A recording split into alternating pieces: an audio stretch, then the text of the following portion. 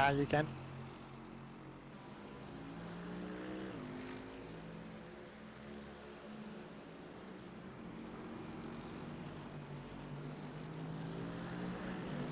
Hello everyone, welcome to V8 Online's coverage of special event, TorqueInc Bathurst 12 hour.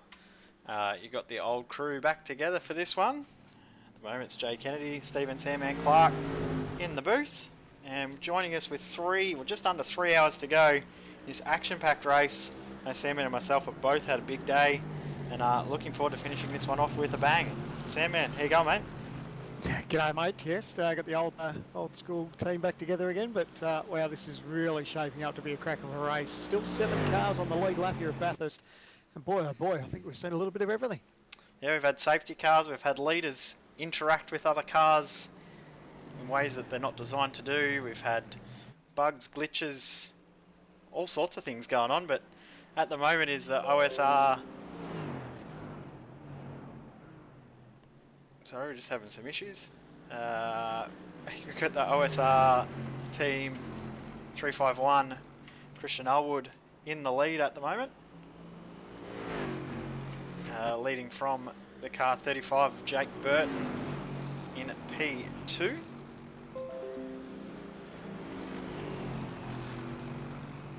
Sorry, we get some audio issues as well. I'm doing a great job here. You can tell I'm a rookie at this. You know, they said when I come back to doing directing and that'd be just like riding a bike. It's very not like riding a bike. It's like a whole new experience with all the new bells and whistles we got. But I'll tell you what, the first 9 hours of this race have been absolute action-packed, haven't they, Sam-Man? Well, you're not wrong. We have seen everything. The racing has been sensational. Some of the passes and the moves that we've seen it's reminiscent of a sprint race. But boy, oh boy, when you see the laps that these guys have been doing and the action that we've seen on track, it's been absolutely something special. And it's a shame that we haven't been able to do the whole 12 hours. But wow, I think the last couple of hours, it's still an unknown. There's still, like I said, there's still 7 cars on the lead lap, but it's still so close. Seeing the Synergy Sim Racing car in the pits, currently in P7. They're the last car on the lead lap at the moment. And actually, I think they've just been lapped with a different pit stop strategy. It's obviously a 12-hour race we're talking about here. There's been lots going on though here at Bathurst. I know, Sam, and your race has been entertaining. I know mine was. I struggled getting caught up in other people's incidents throughout the race, but somehow your car's doing right, currently P3. Yeah, we've been lucky. We've obviously had our fair share of incidents, so it hasn't been a smooth sailing day, but we've been lucky. And of course, the big game in one of these races is just basically trying to stay on the lead lap and buy a ticket to the end, and that's what we've been fortunate enough to do. There was a couple of times where we did actually go down a lap, but we've managed to get those laps back. So some smart pit strategy there, and the way we've been lucky with safety cars, we've managed to be in the position where we are at the moment. Yeah, safety cars have been really, really interesting. They come about at really opportune times for some teams and devastating times for others, but somehow we've ended up with still 8 cars on the lead lap, and I'm sure we'll still find ourselves with a few left at the end with only just under 3 hours to go, and I'm sure we'll still have some safety cars happening as well. Well, that's it. The safety cars are a bit of an unknown. You just never know where they're going to fall. We've seen some big wrecks at the top of the mountain where the track's actually been blocked, so they had to have a safety car in situations like that. But we just don't know. So like we said, we've got about 2 hours and 52 minutes left of this race. So absolute perler, and it's a massive unknown.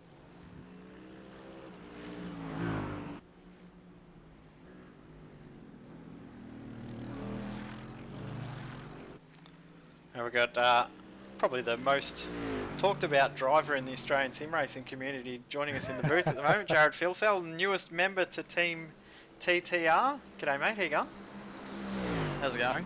Very good. Talk about the big move that's happened this week. Yeah, a bit of a surprise amongst the whole community, I bet. It's been in talks for a little while. You surprised me, mate. Yeah, well, that's a good thing, I guess.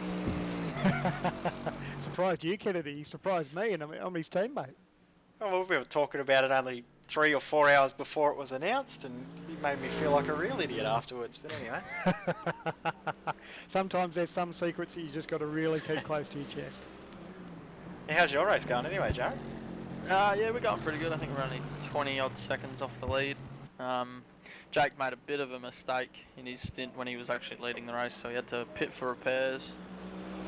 But, yeah, we've only lost about maybe 30 seconds, but seeing how that panned out, I'm not sure how it's going to go towards the end of the race. I think we're pretty close on fuel, but it's all dependent on safety cars from now on, I think.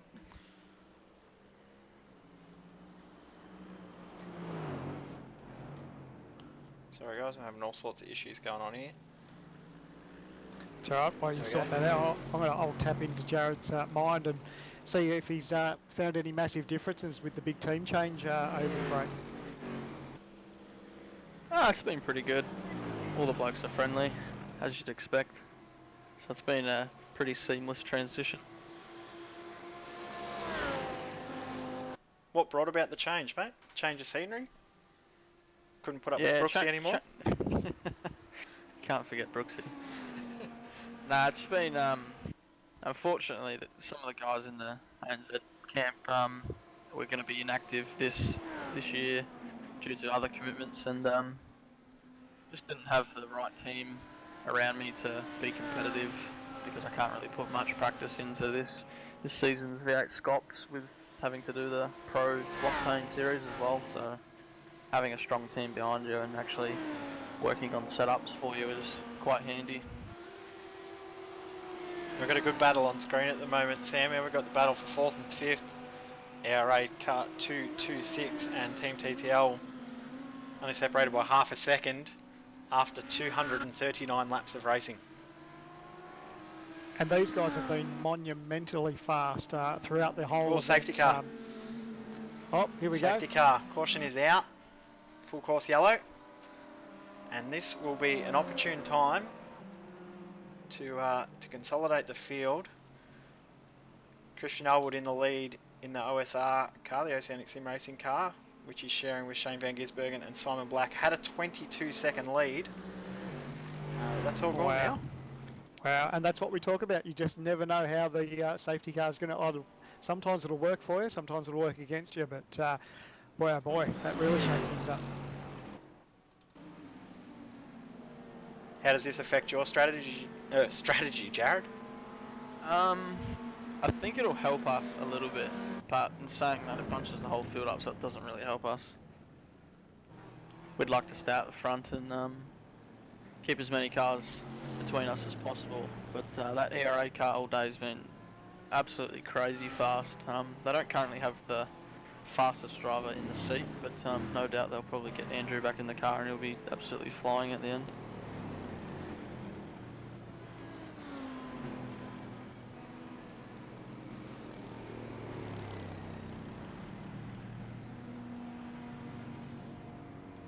Now what about for your car, Sam? And car 48, does this impact you in a positive or a negative light? To be honest, I've been out of the loop for the last half an hour, 45 minutes, just getting ready for the broadcast, so I don't actually know how we're sitting at the moment. I know the guys had strategy where they obviously had to get a couple of more stops out of the way, but I couldn't tell you exactly right now. But happy. I'll take P3 at the moment. I don't know if it's the Mercedes thing. I think, to be honest, our car is probably a little bit set up where we're probably lacking a little bit of straight line speed, which is unfortunate. But we're still there. But like we said, we've just got to buy a ticket to the end. Be interesting to see who pits in this stop or in this safety car period. A lot of cars not far out of doing their pit or being in their pit window. And we've seen some other cars come in with some interesting strategy as well just before we went live with some splash and dash style pit stops and pitting for just repairs and things like that. So I'm not sure how this is going to pan out for a lot of teams, but we'll definitely see the top possibly 9 cars up onto the lead lap after this. Yeah, it's a good shake-up, isn't it? Like I said, sometimes it works against you, but these guys, some of them are actually sort of licking the lips that know they've got a safety car now. So they'll start thinking about what their strategy is. They'll start seeing where they are on racetrack, and of course we know the leader's tucked up behind the safety car. So if they decide to pit, of course, I don't know if we touched on that. We actually, the field actually gets waved around until the leader is actually picked up for the safety car for the restart, which I think is a great rule. Yeah, agreed. I think that's integral to making sure that you still keep as many cars on the lead lap as possible. You need to have the wave bys of the pace car, otherwise you can potentially end up with some nasty crashes when guys try and make a move past. But we've been lucky in saying that. We've had a fair few nasty caution periods after restarts, I should say. It's a bit of an old Darrell Waltrip adage, mate. Sometimes cautions breed cautions. Yep, you're right. We've had more than our fair share today. I think this is caution number 9 or number 10. But we've also had some good solid runs of racing in the middle of that too, which has been really good. And we've had some guys spin out and wreck their cars, but have been good enough to get out of the way or park the car in an appropriate position. Then there's been other cars where they've been unable to move that we've had to throw a safety car because of that.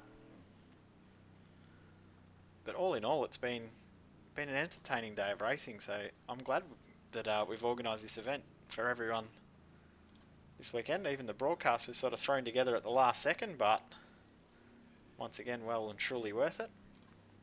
Oh, you're not wrong. When we saw the quality of racing, we've decided to even start the broadcast a little bit earlier, just because we saw how good it was up front. Some of the battles were just absolutely outstanding to watch. So I think everyone's in for a treat for the last 2 hours and 45 minutes. Now, with the racing, you will notice that there's a few different types of cars out on track. We do have 3 classes of cars, so there's 3 races within the race. We've got Class A, which is the GT3 cars. Notice the Audi R8. You also notice the AMG Mercedes. And there is one lonely BMW out there as well. They're all racing against each other in Class A. We also have Class I, which is a little bit of a different class, featuring the little Kia Optima. It's actually a really fun car to drive if anybody is interested in ever driving it. There's not enough people that drive it in our time slot, but good fun car, currently being led by ERA's Jake Blackhall. And then we've got the Mazda MX-5 class, which has led to all sorts of mayhem and interesting racing, and I don't think you see a single straight MX-5 left out on track. There's 5 or 6 that we've had enter. They've added a little bit of flavour, but some of the driving standard from some drivers out there in that class has been a little bit interesting. I think it's the right PC way to say it, isn't it? Look, I think the door swings both ways. I think some of the fast guys do. It probably catches them out sometimes with just how quickly they catch up to the MXs. So, I think it's sort of 50-50 either way. But look, it certainly has mixed up the field a little bit and keeps things interesting. It doesn't. You don't sort of have a runaway leader where they've just got a nice cruisy, open-air racetrack in front of them. They've got some serious traffic to work out, and especially across the top of the mountain where it's pretty much single file. You've really got to be patient. It's been a really good addition that we've had to our event this year, and I think we'll tweak it if we do this again next year. Obviously we're filling in a gap because iRacing hasn't decided to do one themselves. We saw the opportunity a couple of weeks ago and thrown it together at the last second, but originally we were only going to have one invitational class, which was public vote between the Kia and the MX-5, and there was one vote between out of the 100 and something odd votes, so we decided to have them both, which I think's been probably the better option. I don't know about you, Sam. It's been good. Yeah. No, it's been good. Nice little mix-up. Yep. And to be honest, if you're saying that this sort of event was sort of thrown together last minute, hats off to you boys, because I reckon it's been quite a good little success. Yeah, we decided after we'd finished the Daytona 24, we looked and see how who was hosting what really, and we saw the Enduro League starts next week, but they didn't have a Bathurst 12-hour, a Bathurst event at this time of year, and we just come off racing disappointedly, Mitchell, in the Daytona 24. So we're like, let's go for it. Let's host our own one. We had a week to decide on what we were going to do in regards to the invitational class car, because we thought it was important to have an extra class. I think if it was just GT3s, I don't think it would be anywhere near as exciting or as entertaining. Yep. And having the 2 invitational classes, I think we will need to tweak them next year, but they've definitely added something quite special. Now, while we were having a little gas bag session there, I just noticed that OSR car 351 has pitted. Yep. And They had that's a driver swap. given car 35 the lead. How good is that? TTR 1 and 2 at the moment, and then driver swap in the OSR car with Simon Black stepping in. And Team TTL in 4th have jumped ERA in the pit stop. They were trailing before the stop, but they're now ahead. Oh.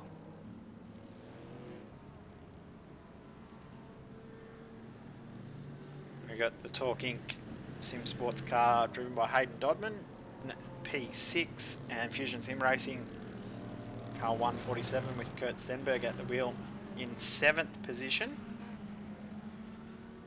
I do believe that's all that is on the lead lap at the moment.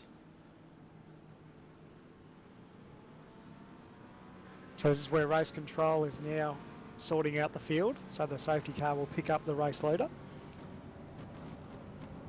Yeah, hopefully the boys are working that out without me over there. Yeah, someone's doing it. Mitch is on it. Mitch is on it. Well, Hayden's behind the wheel, so Mitch will be on it. I wouldn't be able to trust Hayden doing it. Hello, Hayden. It's alright, he won't be watching.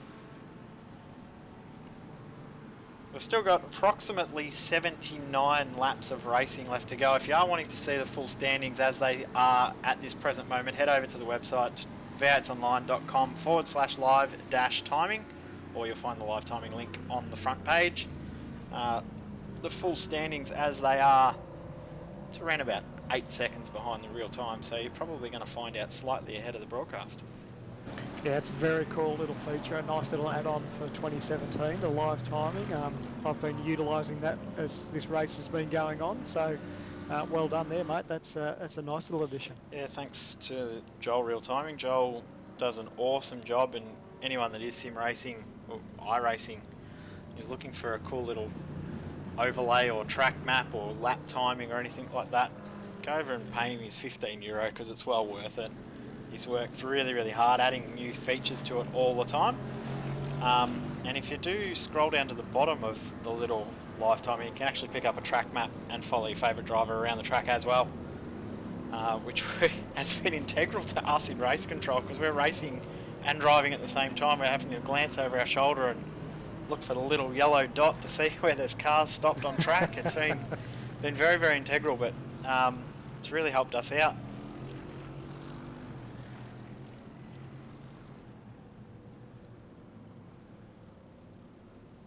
Yeah, I think out of the safety car periods we've had today, I would say at almost half we've had to have a second safety car almost straight away with a pile up at Griffin's Bend and then the cutting. Oh, you just put the Mozza on them now. I did, but we'll have it entertaining either way. So for everyone that's watching at home, that was Jay Kennedy. Yep. Actually, if that happens, that's probably not too bad because those two TCR cars are up first and second. Depending on if they calls it themselves. Yeah, and never rule that out. We've got a car that's currently in 30th position on screen, but they are leading their class in the Mazda MX-5 Class O, the Open Invitational class, which is laser racing. Jason Bent's at the wheel at the moment. Those guys have done a really, really good job today. They've been very, very quick in that car, but also been very, very sporting in the way that they've been able to move out of the way and manoeuvre through the traffic, because it does take two, as we said before, it does take two to work through traffic. The MX-5s and the Kias need to make sure that they don't get run over, because there is a massive speed difference between these two cars, as well as the GT3 cars also not running them over. And with the size difference, it's almost literal. Yeah, not wrong. And just looking at that car, she's in pretty good shape too. Looks fairly straight. So the guys have done a good job to sort of get it to this point in the race and still have some quick toes under their sleeve. And so confirming now, we do have 7 cars on the lead lap. So the 2 TTR cars in 1 and 2, OSR in 3rd, TTL in 4th, Evolution Racing Australia in 5th, TorqueInc in 6th, and Fusion Sim Racing in 7th. So good to see 5 teams out of that 7 as well. This is going to be ridiculous. I tell you what, I'm very interested to see how car 226 goes. That Audi has absolutely been flying all day long. And I don't think it'll be too long before. I think there's only one car between themselves and TTL. And TTL's right behind OSR. So it's going to be very interesting. That last spot on the podium is up for grabs. Don't discount the TorqueInc car as well. I've just got a message before. They've been running around on the wrong fuel map for the last 2.5 hours and they've had good pace. So that'll be interesting to see now they've got full fuel going again. They might be right. Only a team like Torque could do that, could they? Oh, that is fantastic. And that's if you're new to this sort of racing, you can change your fuel map settings and all the rest of it, which I know a lot of people will manipulate a little bit every time there's a safety car and a time to change, a chance to save some fuel. So, yeah, you've got to be on the ball there to make sure you get it in the right setting when we go green. Before we go green, just I see the field check up big time at the top of the mountain. Big shout out to Ashley, who's driven nearly all day in my team car, in the 04 TorqueInc car. He's in the pits at the moment. He's had enough reason that we're in the pits. Now our teammate is sound asleep. We can't wake him up.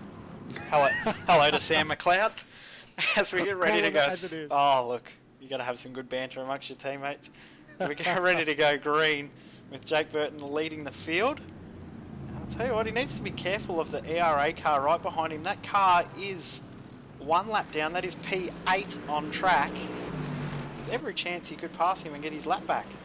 But those front few cars just pulled away. He'll be fairly keen to get the job done. Oh! Get that position. Oh, contact between TTL, number 91 Audi, and the 226 with Zach Hanlon at the wheel. As they went around Mazda MX-5, there was massive contact.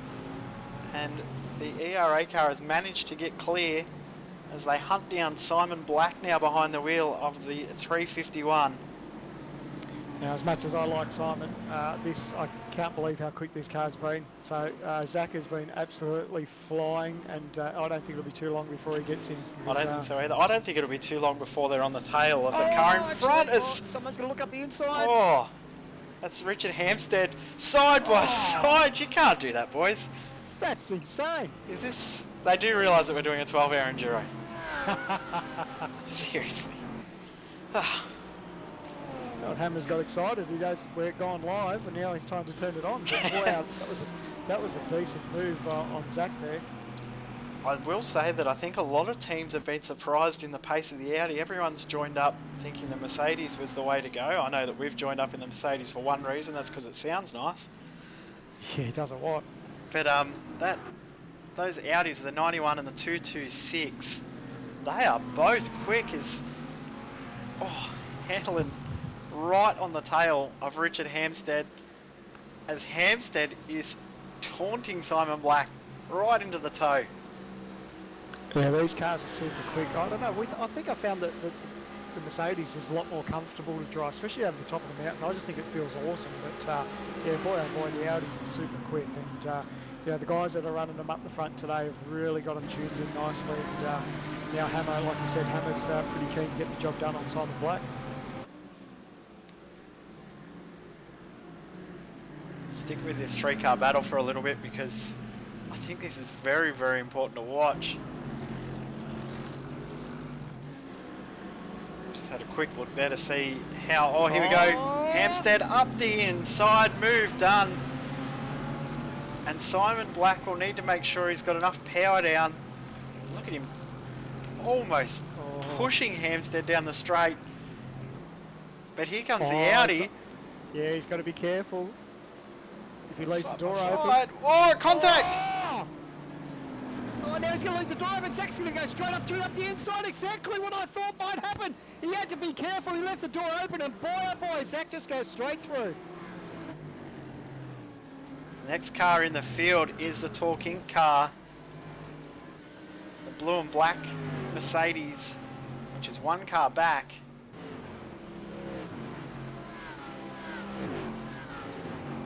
There's nothing between these front four now, the four cars from third through to sixth.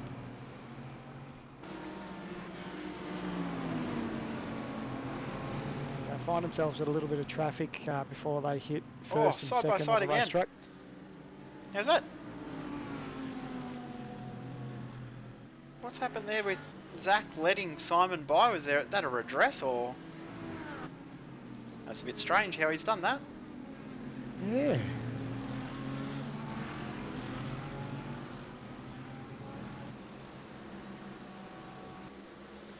But up the front, Jake Burton in the 35 has a 3-second lead. Actually, getting back to that, Jay, sorry, I just looked at the replay. Zach actually made fairly heavy contact there just after the break. And lost momentum there. That will explain it.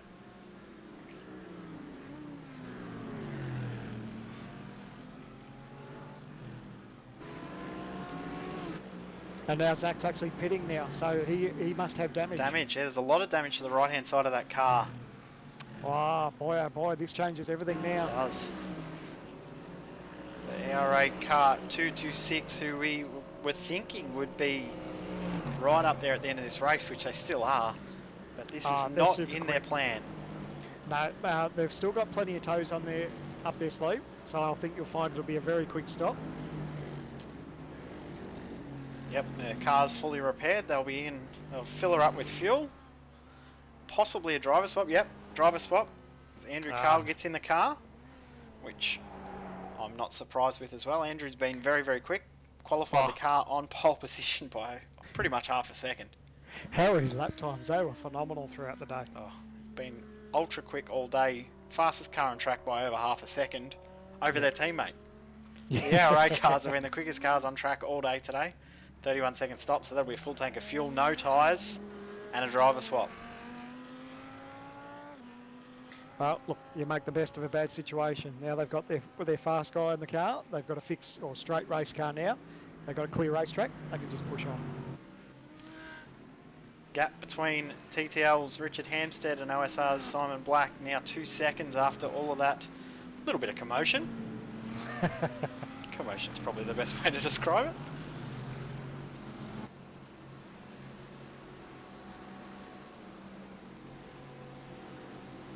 Rounding out the top 10, we went through the top 7 before. ARA car 228 in 8th position. Mad Cow Racing's Buttercup in 9th. And Synergy Sim Racing team number 1, Leon Tander at the wheel. Those 3 cars, 8th, 9th and 10th, but they're only just behind the on-track leader. And there is every chance that they could get their lap back and still be in this race at the end with 2.5 hours to go.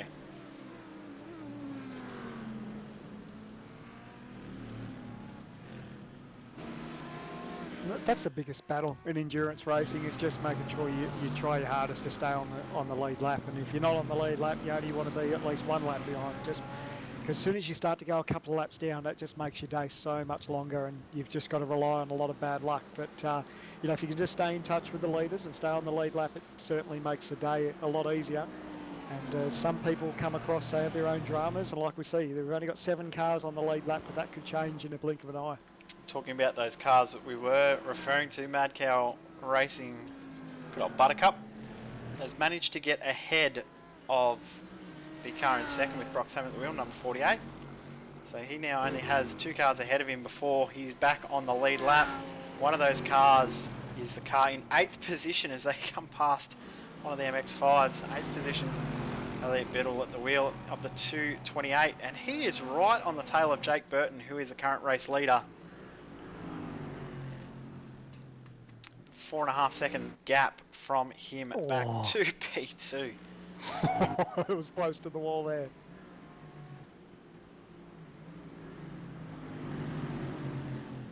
He has to push. He doesn't have any choice. Under 2.5 hours to go, it's crucial that he gets that lap back, and he can just find himself with a little bit more pace and get the job done on Jake Burton. You know, if he starts to get right underneath the wing of Jake's not going to really fight him too much because he's got the race lead to worry about. So if he can put a little bit of pressure on it, may work in his favour. Change of position for 4th and 5th. 4th position now is TorqueInc's Hayden Dodman. 5th place, Simon Black has dropped back. For those of you asking about fast repairs, each team was given 5 fast repairs, so the ability to repair their car with no time loss 5 times throughout the race. We decided this race was fairly fun, so there's no point penalising a car for having a little whoopsie-doo in the wall on lap 1 on a 12-hour race, so wanted every team to have a bit of fun and make sure they were still there at the end. So 5 was our special number. I think probably about the right number. Yep, yeah, you definitely wouldn't want to go on any more. Or any less, I don't think. I think it worked out quite nicely. 1 every 2 hours essentially, because you have your car to start with, plus 5 fresh ones.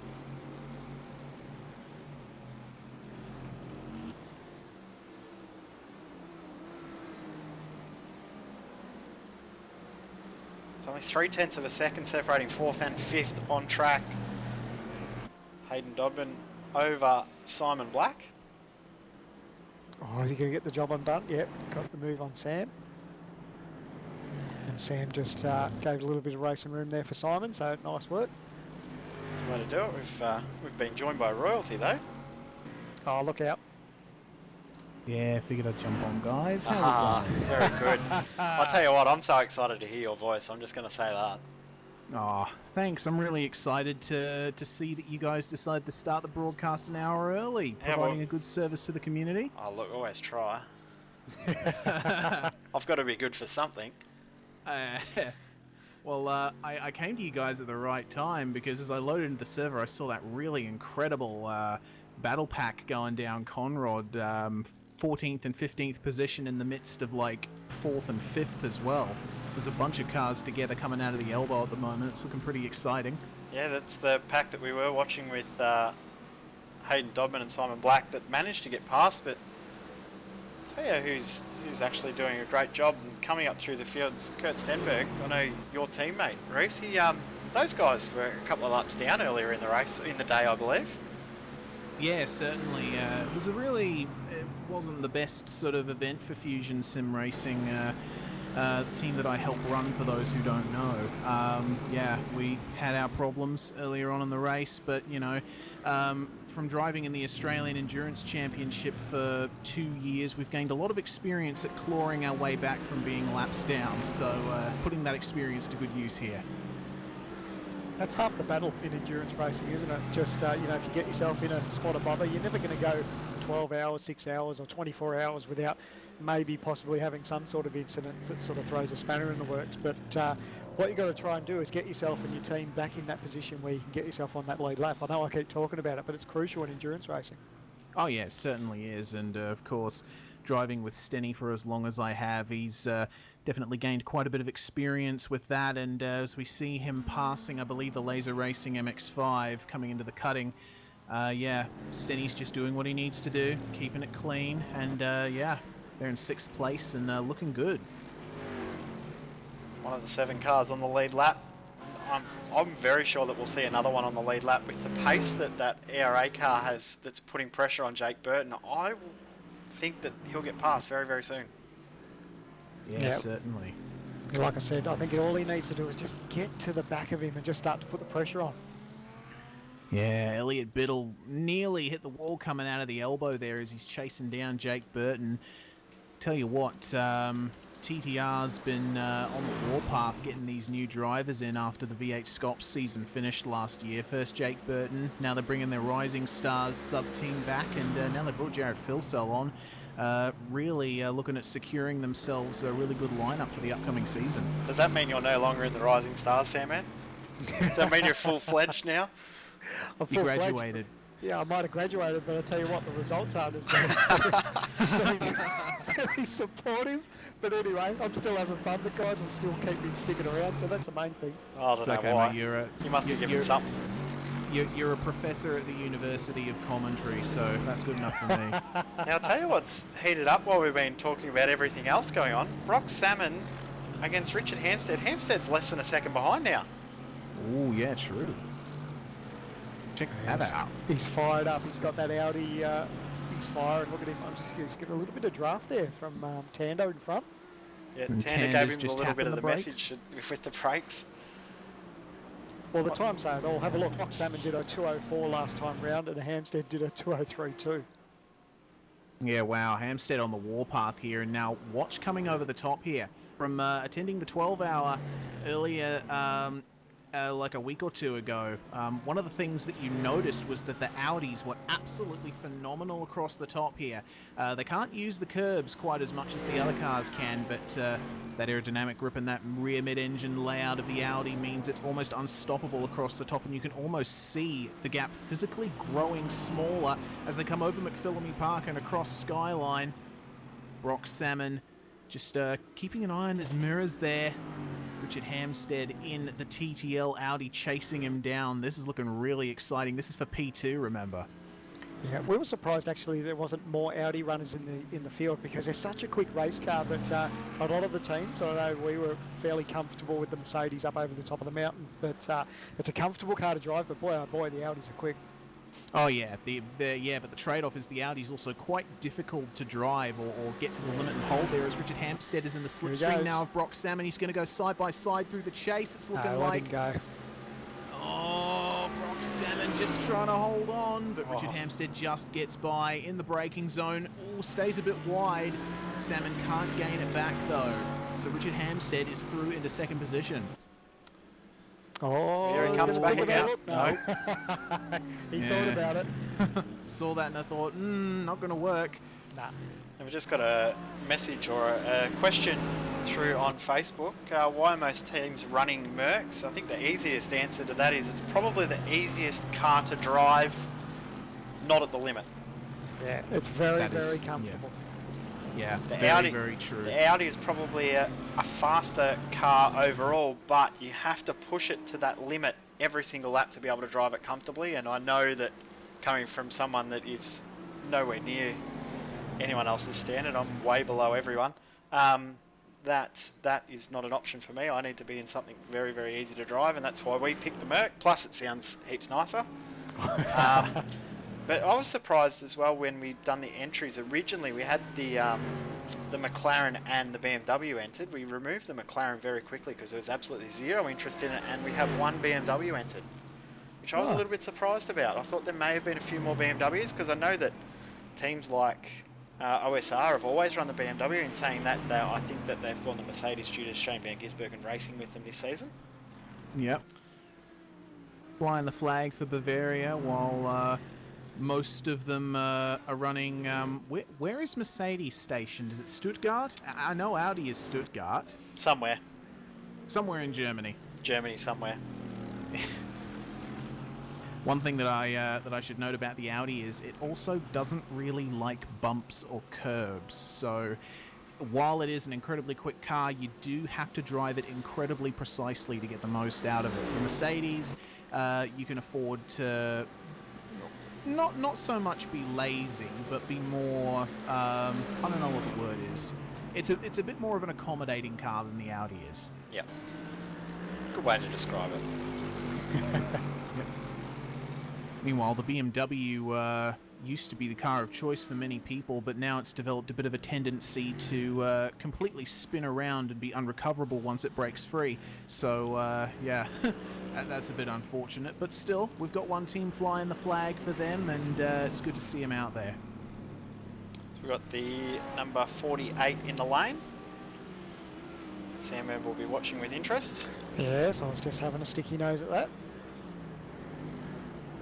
Rock Salmon sitting very still there in the pits. Now, I've just received a message as well. We have to give a shout out to Lee Driver Alice. change.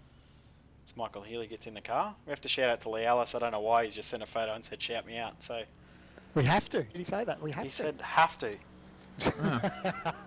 I guess it's the law now. Well, look, I'm not going to rain on his parade too much, but boy, oh boy, he's probably lucky that the broadcast wasn't earlier on when he had his stint there. But nevertheless, I won't talk any more about that. Can't go back and replays that far either. No. Now, Sandman throwing the shade. something that you boys may not have noticed, the braking for as I've just got the leader on screen with a struggle to get past a lap car, and that car behind that's trying to get his lap back. Two cars behind trying to get their laps back are right there.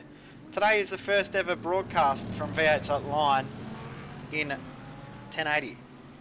So we are live in 1080 for the nice. first ever time, and Wow. hopefully it looks okay. I can't really go and check while I'm streaming, but yeah, so breaking ground today, so Hopefully it goes okay. Oh, big crash! Big crash! Whoa, hold on. What? Where? Brody Maris down the straight. Holy smoke! That was There we go. huge. Safety car. Safety car with a big crash down the straight. Oh, I was just going back to check that out. That was unbelievable. Yeah. That was Elliott got caught up. Oh, there was an MX-5. They tried to move over and make space just to get margin on the MX-5, and unfortunately it wasn't coming together. So what cars did that involve, guys? That was I the unfortunately missed that. 228 was involved. Also Buttercup in number 3. Car 056, Oh, yeah. Brody Maris. Jeez. There we go. We've got the replay on screen again. We've got Oh, that's a really bad position for them all to be in. Goodness me. That's just bad luck. I mean, That's- no yeah. one did that intentionally. That was just, oh my goodness, there's a slower car on the straightaway, and Brody was the big loser in that one, unfortunately. yeah, unfortunate for him, but positive out of it is it's brought out the safety car with that incident. That was crazy. Yeah, it's funny. I was watching Jake Burton from Chase Cam at the time, and I saw him pass that MX-5, and I thought, geez, that's quite the closing speed. Little did I know we had that whole pack behind him. That, yeah, unfortunately that happened. So yeah, that's changed things up a little bit in this late stage of the race. Safety car out once again. We'll see what happens with their safety car as well in regards to who pits, who doesn't pit, and who will attempt. I'm going to say that the ERA car 228 will do the opposite of what the leader does, because if he stays out and the 35 stays out, it's not much point, but he'll stay out if the 35 goes through and he'll get his lap back. Hey, this worked out quite well for car 48, who Michael Healy's just jumped in. Just He's pitted. just done his stop. He so could potentially that's go to the lead here. I was just about to mention, yeah, that's very well timed. The OSR Pretty happy car with that. pitted, sorry, the TTL car, the Torque car, the OSR car, and the Fusion car pitted 11 laps ago. The 226 pitted 7 laps ago, and Michael Healy pitted, obviously, the lap just done. Who's that on the side of the road there in pit entry? That's Sam Ross, CM Security Racing. Come to a stop at the entry line for the pits. Not quite sure what's going on there. See, this is one of the unknowns. This is some of the you never want to see anyone get caught up in an incident, but that is just one of the unknowns of class racing, because no one intended for that to happen. It was just one of those incidents where not all the cars fitted through the gap at the right time, and unfortunately, it was a bit of a game changer. And so now we've got another safety car, and boy oh boy, that shakes things up a little bit. Now, interesting that, notice from the leader, the ERA car has dropped the pace off considerably, so I'm guessing they're going to have to pit because they're running low on fuel. Yeah, looking like it. That safety car can really throw people out in regards to where they are with fuel, because they have to go another lap. You have to drive an extra lap most of the time, depending on where the safety cars come out, because the pits are closed. Unfortunately, iRacing system runs off the NASCAR model, which means that everyone is forced to not enter the pits. You can enter the pits, but you do get a penalty. Now, I do hope that Sorry, go, Rex. some kind of pitting system specifically for road racing is eventually implemented, because yeah, it can definitely be frustrating from an in-car standpoint to have a safety car come out and just think, I can't enter the pits yet. That's the instinct in road racing, is when the safety car comes out, or even just before it's called, you get in the pits, get it out of the way so you're least less disadvantaged. But in saying that, it's the same for everyone. So you know that the safety car's coming out, you all bunch up and then you all pit together. The leader is in the lane. Yes, he is. And there we go. The 228 is staying out, so he'll get his lap back, as well as car 3. He's staying out as well. Buttercup staying out. Hammers in. This is a bit of a Dodman's risky in. play for the 228.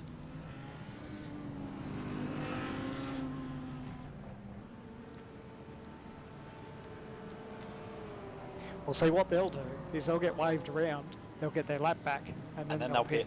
Yep. Because you're going to lose less time. Once you get waved around, you'll still come out, you'll do your pit stop, you'll rejoin the race, and you'll still be on the lead lap. Driver change in Jared the Filso on 35. the lead car.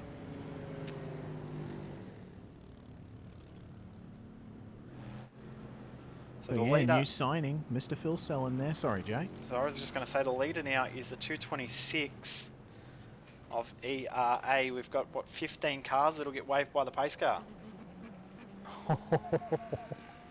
Wow.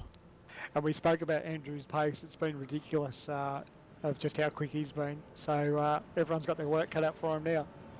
How many cars would you like on the lead lap? We are about to go to 12. Yeah. This strategy- After how many hours of racing? After 10 hours of racing, we're going to jump from 7 to 12 cars on the lead lap This is good. with one safety car intervention, which was for an amazing crash at 240 odd Ks down Conrod Straight. And believe it or not, that car that was involved, unfortunately, is still going. Still driving out there. Excellent. He's just done his quick repair. He's got it going again. It looks like brand new. Here's on screen Brady Maris in the 056 Stealth Sim Sport entry.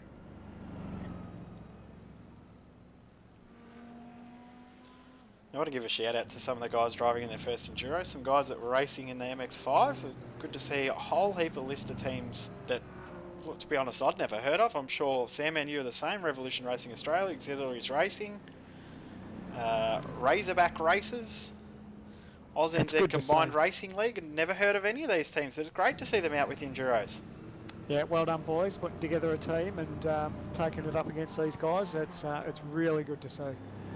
Driver change in the number 40, Matt Stratford behind the wheel. Bit worried that Stratty wasn't going to be able to turn up. We couldn't find him.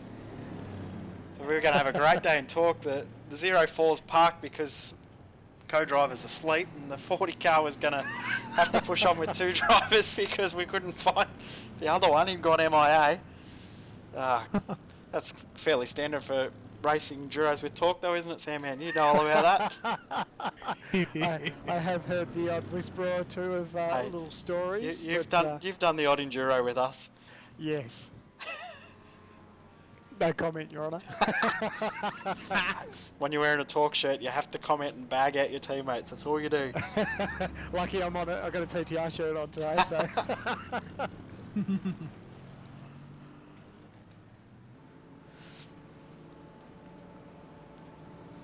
Now the gap between ERA car 226 and the TTL car number 91, which is first and second, is 3 cars. Ooh. Yeah, so was it Andrews there, Craig Jones, Brody Maris, Richard Hampstead, and he's been fired up. Then Michael Healy, so holy dooly.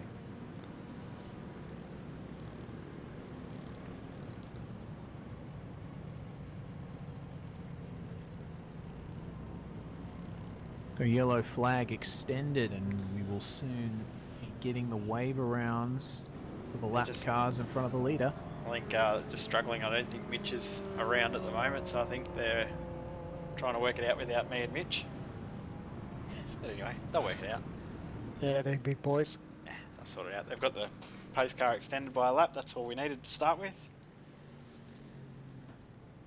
Yeah, this is one rule I'd like to see implemented for the 1000.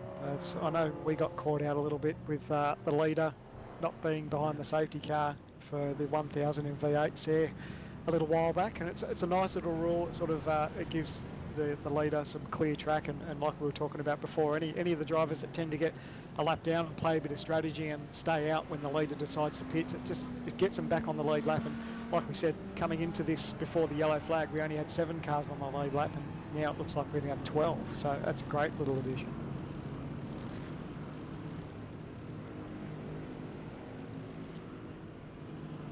So hello to everyone that is watching on all 3 of our broadcast channels.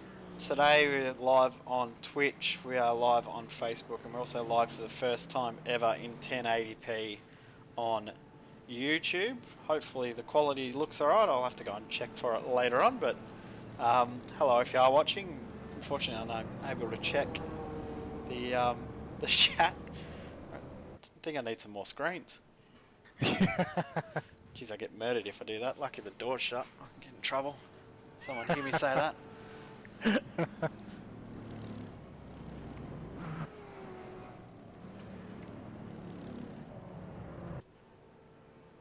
like I was talking about, Premier Series, Scops, we're only 5 weeks away, boys. Yeah, Is it's that creeping scary? up, How isn't quick's it? that come around? Yeah, Very certainly excited has. though.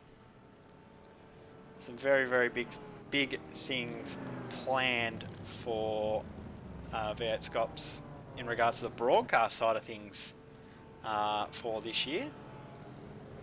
Won't give away too many details, but one big shout out that we do have to make is to Andrew Osaya and Custom Image Concepts. How cool are the new overlays? Oh, I absolutely love them.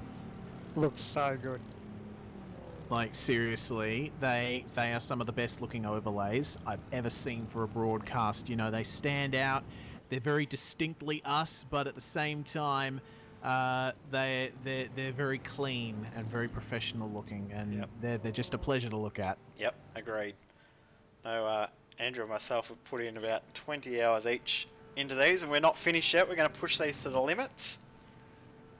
But after a week, I'm loving them. Poor Fonty's had to put up with me just sending him videos and pictures. Hasn't been able to play with them yet, so. And Fonty, you'll get a chance soon, mate. You got your new computer now. You'll be right. Yeah, like I said, I can't believe how close we are to starting a new season. I'm still getting over last season. How was still the getting your end breath there, back. Reece? That was unbelievable. My lungs still haven't filled to full capacity, eh? Of course, bigger and better this year with the Carrera Cup support series as well added on top. Yes. Which I'm probably going to have to race in that because I won't qualify for the Premier Series. I'm not good enough. But yeah. Well, we'll see what happens with me with the Carrera Cup. I'm definitely going to be doing Tim Ballinger's Carrera Cup League, but we'll see about the support races for V8 Scops. I'm really tempted to race that car quite a bit after driving it. It's such a good car. The series that Reece is talking about there, the Carrera Cup Australia, will start in 2 weeks. We'll have coverage of every round here on V8's Online, starting 26th, Sunday the 26th. Cannot confirm race start time because I'm not sure off the top of my head, but we're about to go green. Yes, indeed. And here we go. Andrew Carl jumps off. He leaves them in the dust. There's 2 cars Quite between the gap. Carl and Hampstead in P2. Michael Healy right behind in 3rd, then a couple of cars, and then it's Stratford in 4th. Christian Elwood right behind Stratford in 5th. Stenberg in 6th, and Phil Sell in 7th. They're all separated by 10 cars. How's this? Incredible. Meanwhile, there's one car up ahead of Carl, and then it says ERA teammate Ian Ford in the 228, just up there in position 9. They've come in and got their stop done, and they're on the lead lap. Now, we've ended up with only 11 cars on the lead lap. Dynamic Sim Racing that was going to get on the lead lap, they've been forced to pit. So they've lost that advantage that they had. But we have 11 cars on the lead lap. How amazing is this? Yep, and now it's up to Andrew Carl to just maintain the balance, keep this car out of the walls, etc., etc. Touch wood. Don't want to be responsible for any commentators' curses here. Yeah, I think the scary thing for the rest of the field is you'll find that Andrew will just start to pull away from these guys. He's already got a good jump at the start, clear racetrack in front of him, and that car's been super quick all day. Yeah, this is a situation that I'm quite familiar with, having done many races in the HPD in the Australian Endurance Championship over the last couple of years. If you're in the lead and you go green, you absolutely want to get that gap stretched out as much as possible, because if there is another safety car, then you've got that bit of a buffer. Hopefully there won't be any more safety car interventions, but you never know in this sort of race. Oh no, yeah. We just ticked over 2 hours to go in this race. Anything can happen. Lap 255 of this race. 2 hours and 2 minutes to go. We've got around about 60 laps of racing still to go. We'll tick over 300 laps. Nearly 2,000 Ks of racing today. And it's going to come down to absolutely nothing. There's 5 seconds in it. Tell you what, Andrew's not mucking about. I can't wait to see the times at the line, because the gap between himself and Richard Hampstead, 4.7 seconds already on the first lap. 2:03.9 versus flyer. a 2:05.3. Wow. 1.4 seconds after they crossed the start-finish line, plus that nice little jump he got as they took off from the line. Certainly would have had something to do with the couple of lapped cars in front of Richard Hampstead that didn't quite get away as fast as Carl could. And Healy stuck with Hampstead as well, 7/10 between those two, nothing in it. That's my boy. Gap between third and now fourth. New car in fourth position with Jared Filsell jumping ahead of Matt Stratford.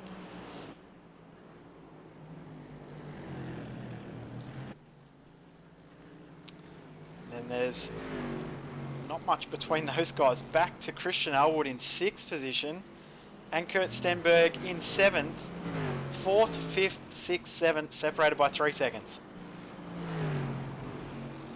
This is why I love races like the Bathurst 12-hour in real life and in sim racing, when you got these safety cars involved, because like it's all well and good having a regular old race without live stewarding, but the field inevitably gets stretched out, and by the end of the race you're just looking for stuff to talk about. But here we've got exciting things happening still 10 hours into this race. It's fantastic to see.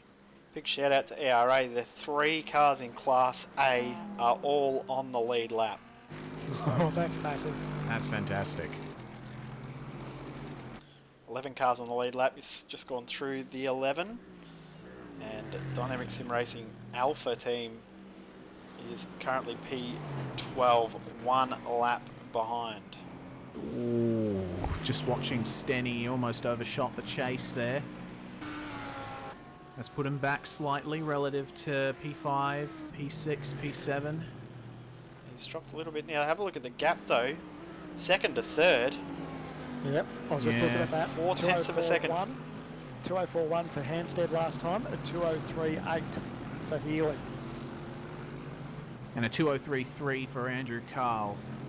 So Carl's just flying up the front at the moment, but it looks like he might be coming up to some traffic soon.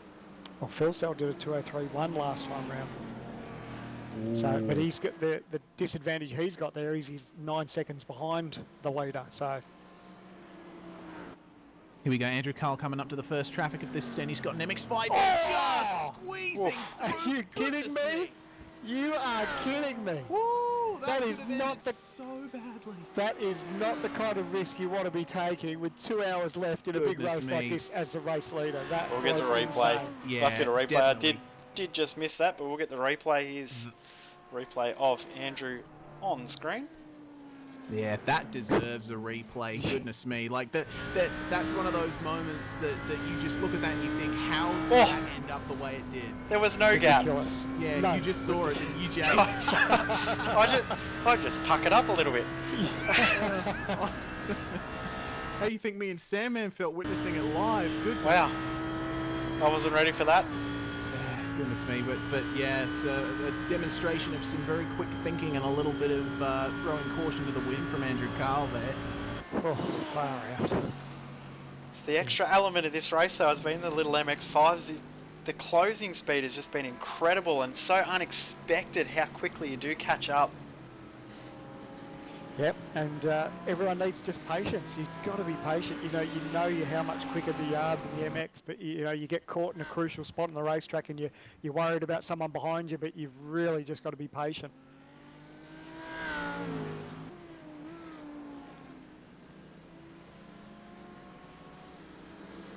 Two hours to go, an hour and 57 to go.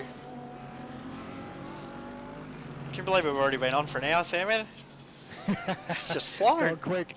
Oh, have a look at Phil Sell closing up on Healy. That's only 1.6 seconds between those two. He gained 1.2 seconds last lap. Yeah, 203.080. So absolutely flying. Fastest car on the racetrack at the moment by a good 4/10. —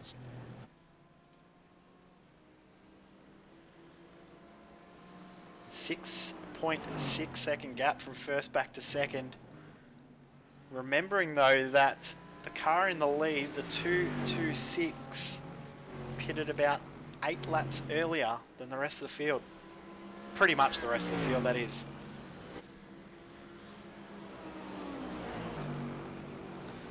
The only car that's on the lead lap that is very, very out of sequence is Mad Cow Racing entry, car number 3 with James Stevenson at the wheel. Pitted 24 laps ago.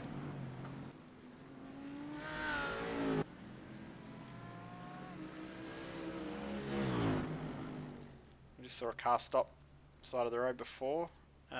Team TDR number 373, Aaron Osborne at the wheel. They're back in the pits, so obviously some sort of issue for that team.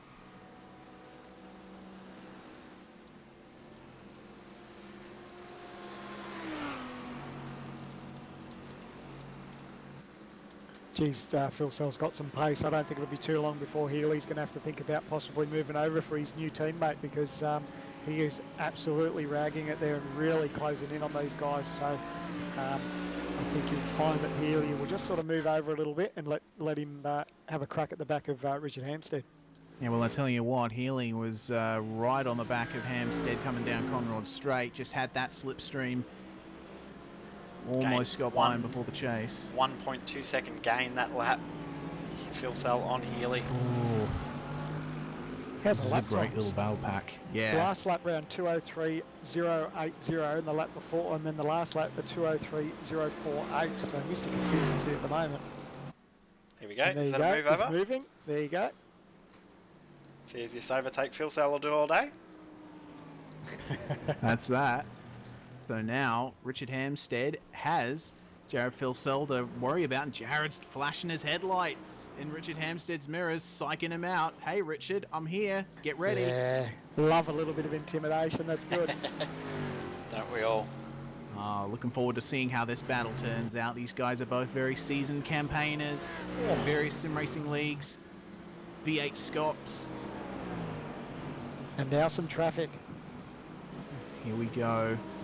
It'll all be up to how these guys handle the traffic around them. Come down into the S's. Oh, that Mercedes in front of them. Oh, wow. Lucky. Holy. Extremely lucky. Goodness me. We'll replay of that. I have to have a look at that again. He's just got to be careful not to back it up on the racetrack. Oh, and while we're looking at that replay, Phil Sell right on the back of Hammer coming through Forest Elbow. Now it comes down to Conrod Straight. See what happens here. Phil Sell flashing his lights once again, draws up alongside Hampstead, coming down into Conrod Straight, coming through the kink in the chase. Mercedes with a superior straight line speed to the Audi. Phil Sell goes right on past. Oh, and he's got MX-5 to deal with. Oh, just gets it up the inside there. Nice work, Gary. Jason Bent's there in the Laser Racing MX-5. God, it must be scary in one of those cars, seeing those 3 GT3 cars bearing down on you. We were talking about that, just how these guys, imagine sitting in that seat, you got the foot flat to the floor in the MX, and then you see these other cars just absolutely scream past you. It must be terrifying. I do not envy those guys in the MX-5. I'll tell you that. So Jared's now in P2. The only drama is it's 8.8 seconds to chase down the car 226 of Andrew Carl. Saying that, Jared's lap times before he made those 2 moves, he was the fastest car on track, so don't be surprised if Jared can catch. Yeah, it's just a massive margin though. 8 seconds is a decent margin. And I'm looking at Andrew Carl's times, and since the race went green again, his lap times have been steadily falling by about 1/10 each lap on average, so of course, traffic, to see how this pans out. Traffic is a massive factor in this race as well. You never know where you're going to get into it, and when you get one car, you usually get about 10 at the same spot. And then you might get a visit from another car with some flashing lights on the top of it. Exactly. There's every chance of that too.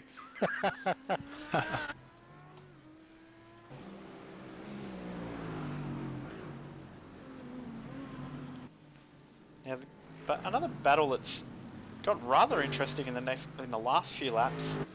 5th and 6th, we've got TorqueInc, Matt Stratford at the wheel, OSR with Christian Elwood at the wheel.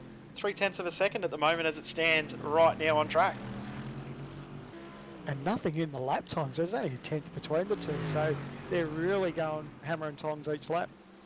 Yeah, they've left Kurt Stenberg behind. Stenny's just there trailing away in the background. But of course, these guys will be slowing each other up a little bit if they get close enough. So Stenny will be watching this with bated breath, thinking, maybe I can gain something out of this. goodness me, that's the thing about the chase. When they come into there, it's like you don't know if they're going to pull out and try and attempt to move until the very last second in that corner, especially in the GT3s, where you can basically take the kink flat out and not have to worry about the brakes until you're halfway towards the bloody corner. Okay, we got some news from Jonathan Ben, who was driving that Mercedes that crashed in front of Hampstead and Philsell. Apparently his GPU died and his screen went black, so real shame for KRF Aloha Motorsports. It's not a good place for any sort of issues to happen, especially when you're in front of a couple of lead cars. Lucky that the car somehow manipulated itself towards the wall on that side. Had it went the other way, it could have ended up very, very nasty.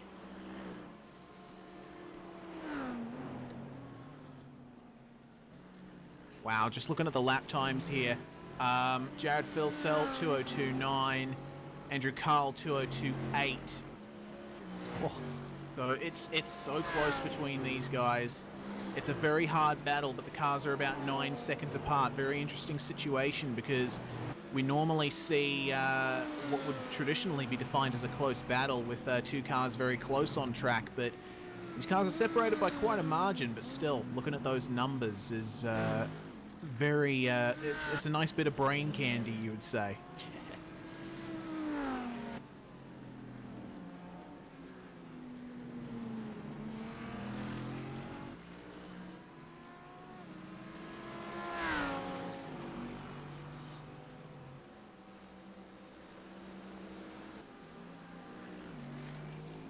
Of course, the beauty of this race is still a long way to go.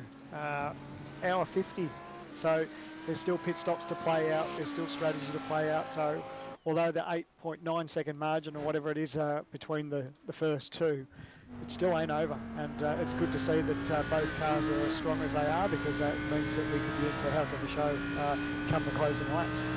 Might take a moment to jump on board for a full flying lap in the lead car, the 226. Sit back and enjoy.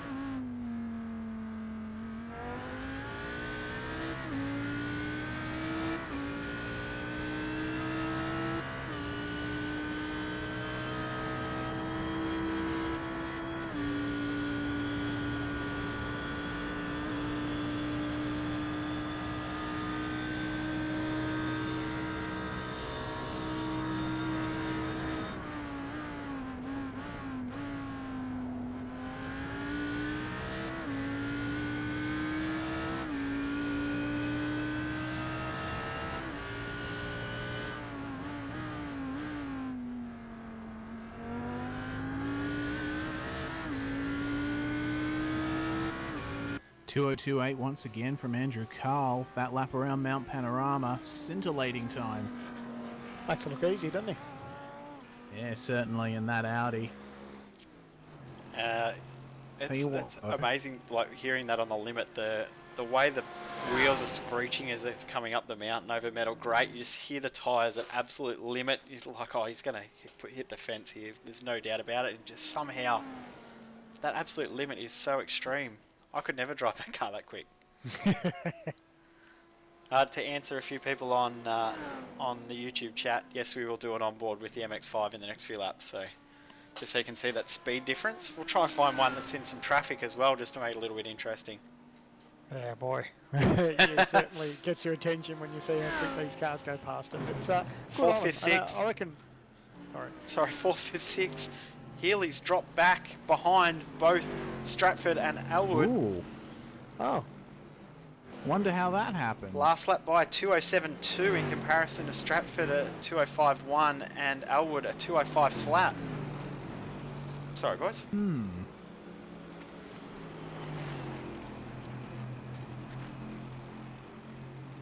yeah. Just looking at his times previous, he was in the 203.7s, 203.8s, and then 207.2.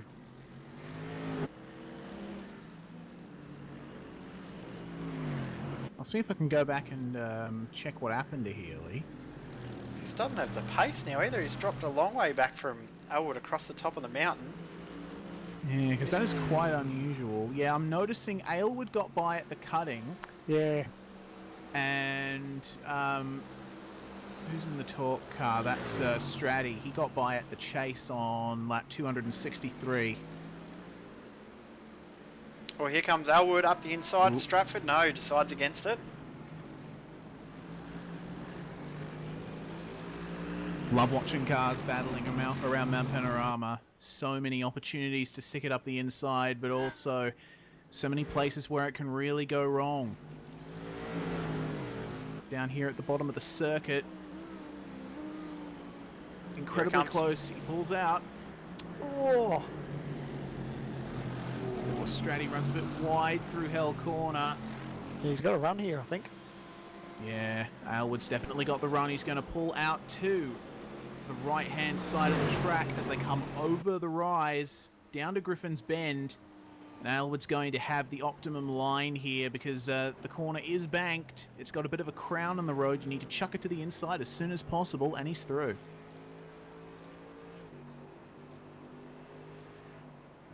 Stratty continuing to have a little bit of a look, though, as they come up to the cutting.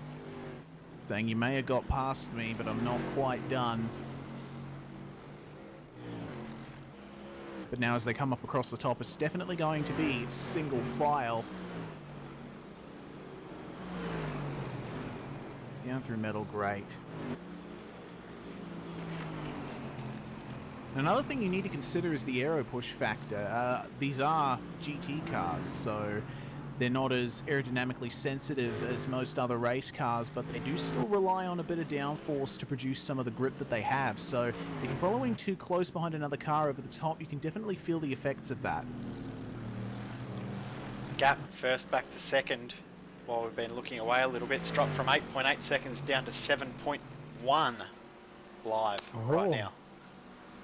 Yeah, that's some traffic ruining Andrew Carl's lap time at least once. And that's allowed Jared to sort of bring it in a little bit more.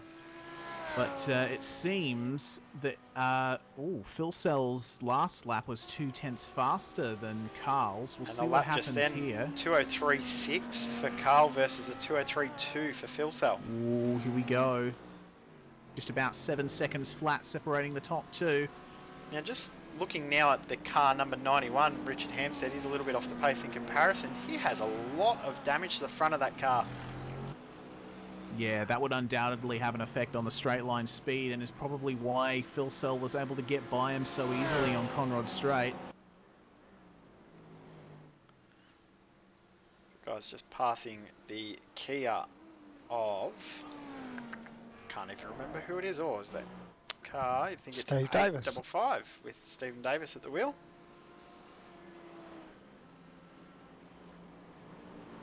Getting a bit of a flash from one of the KRF cars. Now, apologies for some of the teams with their liveries not loading up. Unfortunately, Trading Paint sometimes doesn't like to play friendly in team events. So, done the best we can. For future team events, if we do something like this again, we'll try and prepare a bit earlier. That Kia's right on the limit. Ooh.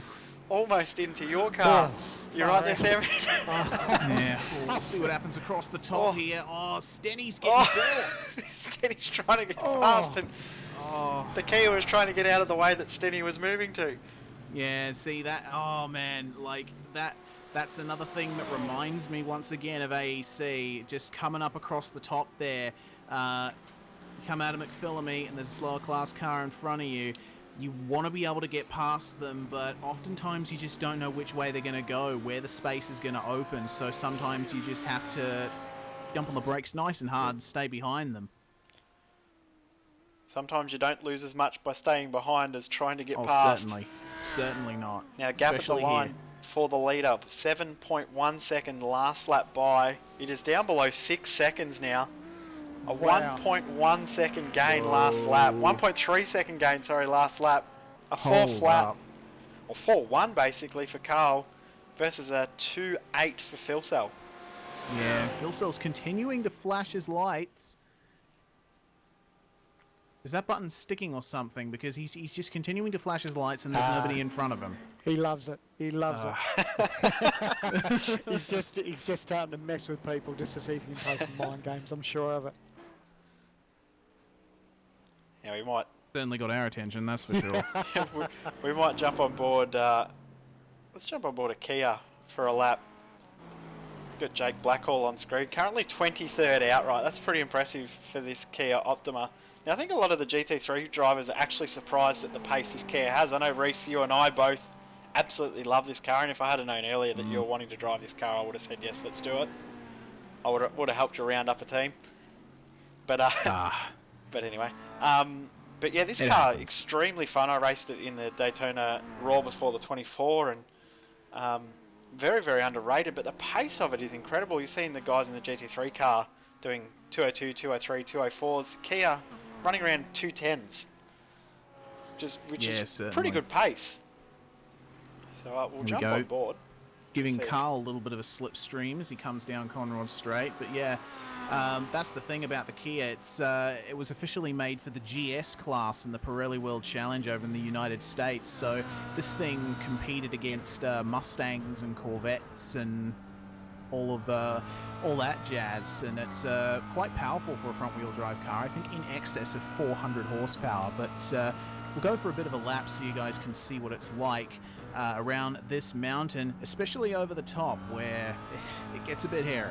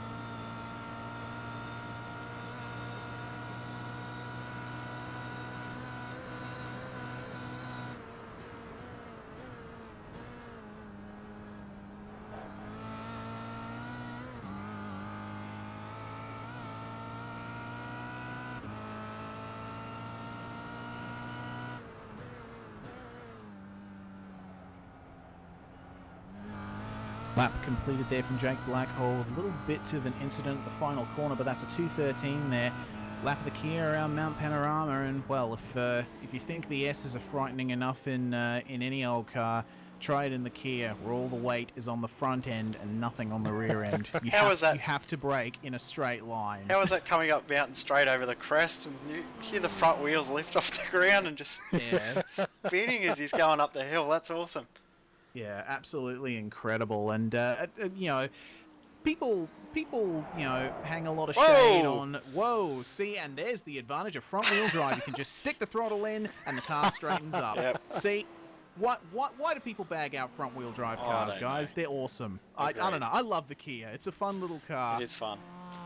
I say we should drop the Porsche in the support category and let's have the Kia. I don't know about that. Ah, Even come on. For me, that's a little bit of a stretch, Jay. Come on. You're me can race it. Who cares about anyone Yeah, else? yeah. Literally just you and me, and no one else. Probably. We've got Mazda MX-5, the 012 laser racing entry on screen at the moment. Jason Vance behind the wheel. P28 overall, but leading their class with, I believe there are 6 runners in the MX-5 category today. We'll do an onboard lap with them soon, so you can see the amazing speed difference between all 3 cars. Their fastest lap for the day is a 2:32.4, which, to put that in perspective, is about the same pace as a V8 Ute at Mount Panorama. Yeah, MX-5, not much in the way of straight line speed, but through the corners, goodness me, you can corner way faster than you think you can. As he crosses the line, just have a look at how Carl just blasts past him.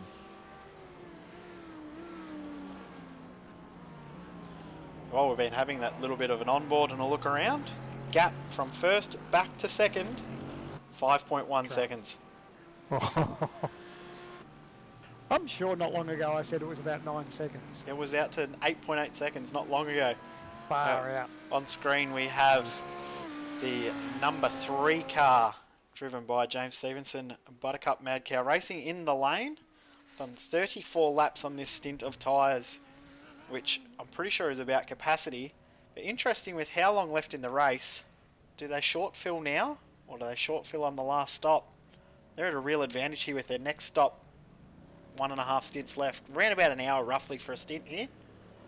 I'd say fill it. You just never know how these Yeah. safety cars could play out, if there's any more. Yeah, and traditionally my sort of view is you take a short fill on the final stint, because then for the last stint of the race, the tyres don't get completely destroyed. So, yeah, that's what I'd do. Good thing Remains with to be seen. the GT3 cars is the tyre life is absolutely amazing in these cars. So a few mainly V8 supercar drivers are actually surprised how well you can do with 2 and sometimes even 3 stints on a set of tyres in these cars. Yeah, incredibly good on tyres, these GT3 cars. Just want to draw your attention to something in the broadcast chat. The 999 car. Apparently, this car is an all-rookie entry, and they're running second in class. Fantastic to see. Yeah, good job from those guys. Derek Mob's on screen. It's coming up to start finish line. Let's jump on board for a lap.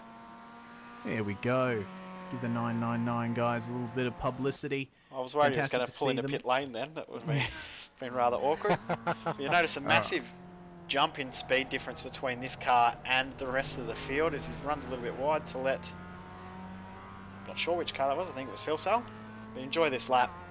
Very, very different.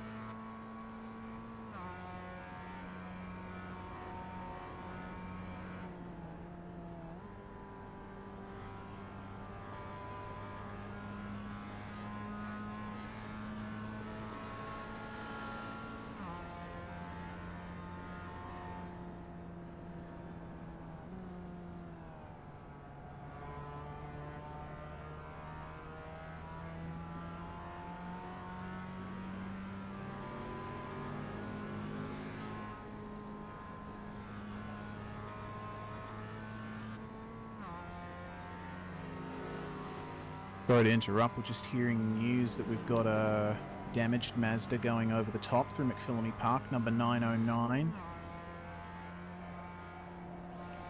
We'll stay with the 999 car, but It's just coming up to it now.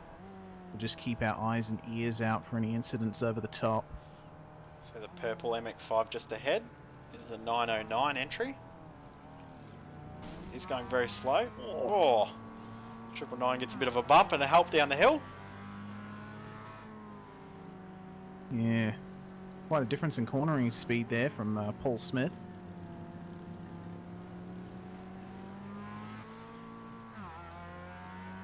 I know a lot of the GT3 drivers wouldn't have even had a look at how tough it is to drive this car in comparison to those other cars. So seeing this on board's definitely a bit of an eye-opener for a few of these guys out there, no doubt. Yeah, you basically don't have any time to focus on what's happening in front of you because you're always watching your mirrors for the next GT3 car to come up behind you. You can see the closing speed. Oh, The car coming up behind you was nowhere near, and all of a sudden he's passed under brakes and a second ahead. The and 44. now Derek's got the ERA Kia for company coming out of the chase. We'll see Here what he the is. closing speed is like here. Speed comparison. Who needs a real speed comparison video when you got the real thing? Look at the speed of the Kia flying past. Yeah, the Kia, top speed of about 265 or something like that kilometers an hour, almost matching the GT3 cars in top end speed. Absolutely crazy car. But that's a 245 there from Derek Mobbs in the AusNZ Combined Racing League, number 999 MX5. Hope you enjoyed that little adventure. 1.5 hours to go. Gap first back to second stretched out now to 7.3 seconds. Just going up and down at the moment. Andrew Carl, 202.754 at the moment.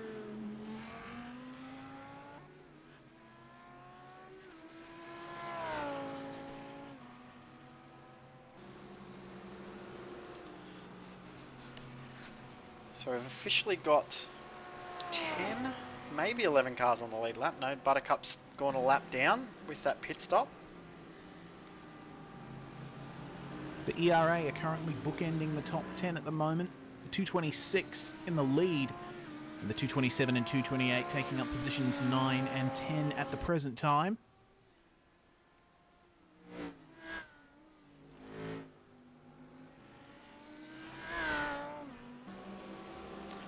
The ERA car will be coming up towards the end of their stint, currently 27 laps into this stint. Obviously we had a couple of laps under safety car.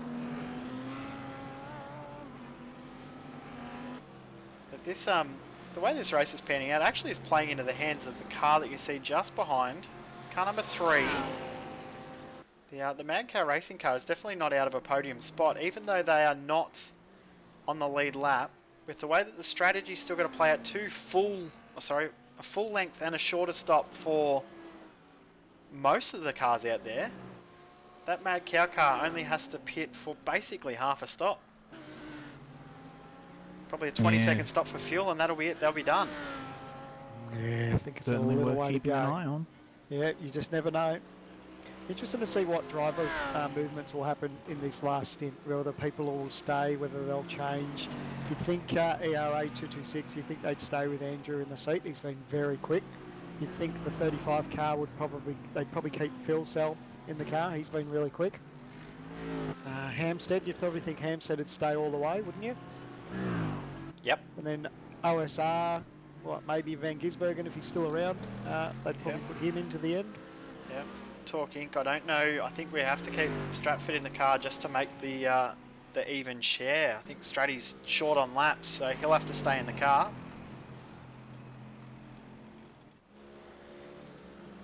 What about in your car, Sandman? Will Michael Healy stay in the car? Oh, look, it's, yeah, probably. Depends on who can be stuffed. That's why you're over here, so you can say, yo, I'm out. Sorry, boys, I'm done. Yeah. Oh, we're broadcasting early, boys. I'm out. See you. Yeah. Catch you guys later. I got the advantage of being the slowest car in the team, or slowest driver in the team. So they got my dodgy puppy stint out of the way, and then the fast boys take over. So yeah, look, I don't know. Maybe Healy will stay in for the rest of it. We'll see.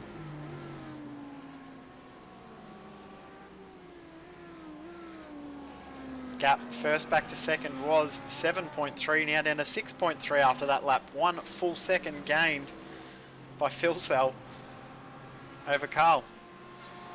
Amazing the ebb and flow between those two cars. Yeah, that's traffic. I love it. That's exactly what, you know, the little things that spice these races up is the unknowns. You know, you think you're on a good lap and then you come across some traffic in a tricky part of the racetrack and you just have to yield that time because it's not worth getting in contact, maybe getting some damage to the car or possibly even, you know, copping some sort of penalty. So it's just not worth it. So you've really got to be patient and gather that up and chase down the cars and make the move when it's best.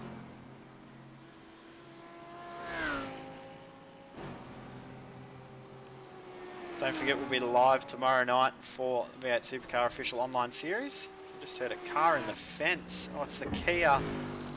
The 855 Kia, yeah. And that car is rather beaten up. I think their day is done. Yeah, it looks like he was trying to give some room to the Audi, who was that, James Stevenson, and just got the left rear on the grass and unfortunately went round. Oh, and then got cleaned up by Raymond Starr in the Mercedes. That's a real shame for them. They just tried to get a little bit of, give a little bit of room. Got clipped unintentionally. Tried to get it going, but probably shouldn't have got it going at the spot he did, and clipped another car. But that Just went right unfortunately across happens. the racing line. Yeah, he's back in the lane. Tell you what, there's a little battle happening that we haven't really noticed. It's between the 288 and the 228 and the 227. Those two teammates have put out exactly the same lap time for 4 laps in a row, roundabout. Wow. 9th That and is 10th fantastic. on the road. No team orders there. Yeah, certainly not. Riley Blythe and Ian Ford just going hell for leather here. The issue Two they've different got, cars. issue they've got though, is the lead car in the race is only 4 seconds behind them and catching them.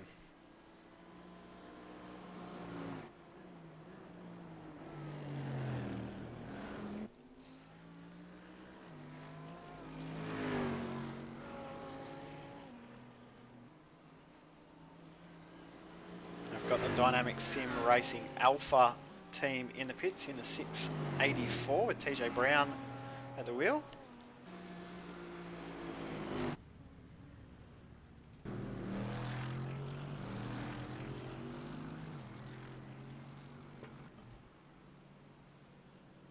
Been a little bit of a lull in action in the last couple of minutes. I think guys starting to get into a groove and get a bit of focus happening with only 83 minutes of racing left. Still feels like a long way, but just nothing in what we've had happen today. Almost 11 hours of racing in. We've completed 274 laps. Yeah, that's crazy. Awesome. That is so good.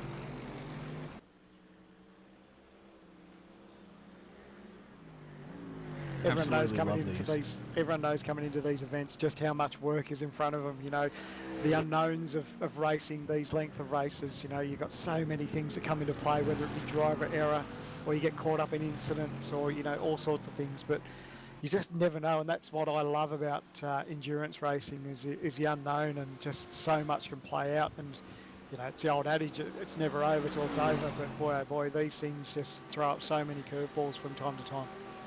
Certainly, and when it's all finally over, you think, geez, I got up about 14 hours ago to do a 12-hour race. It feels like no time at all has passed. That's right. When you look back on it, it's like it's just a complete blur. 226 mustn't be far away from making their pit stop. They've done 30 laps on this stint. The rest of the cars in the top 10 have either done 22, 21 or 20 laps on this set of tyres / tank of fuel, so they'll still be about 8 laps away from pitting, which will mean that they will be pitting to get home. This ERA car has to pit twice. Oh, really? Yeah, that's interesting. Well then.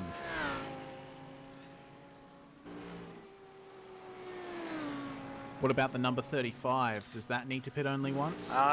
They've done 22 laps on this stint since they last pitted. So my belief would be get up to 30, 31 laps, which will take them to about an hour to go. They will make it home on one stop, as far as I understand. If your calculations are correct, that sounds about right. Probably aren't. Well, Just covering yourself. The calculator's got steam coming out of it, but who knows? Well then, we'll have to see what happens. It's either the ERA car coming up to the chase now, and the lead may just not be in contention for the win. Safety car could change everything. Who knows what will happen? Continue on. If they can somehow squeeze another 3 laps out of this, they could make it on one stop. It'll be very, very borderline.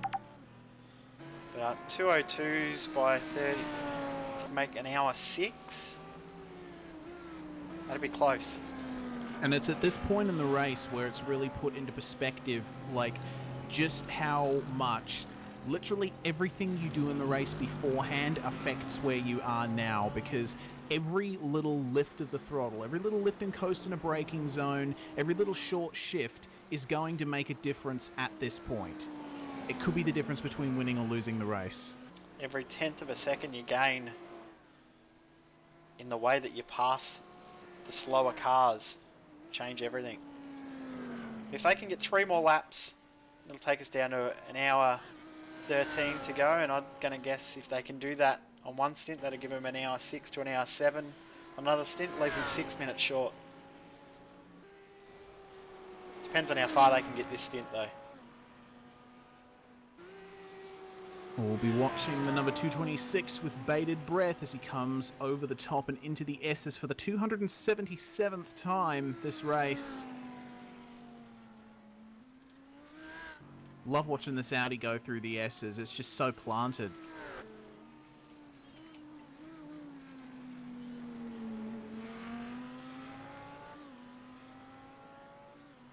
Absolutely inch-perfect driving here from Andrew Carl. Taking no more than is needed, which is the way you need to drive this track.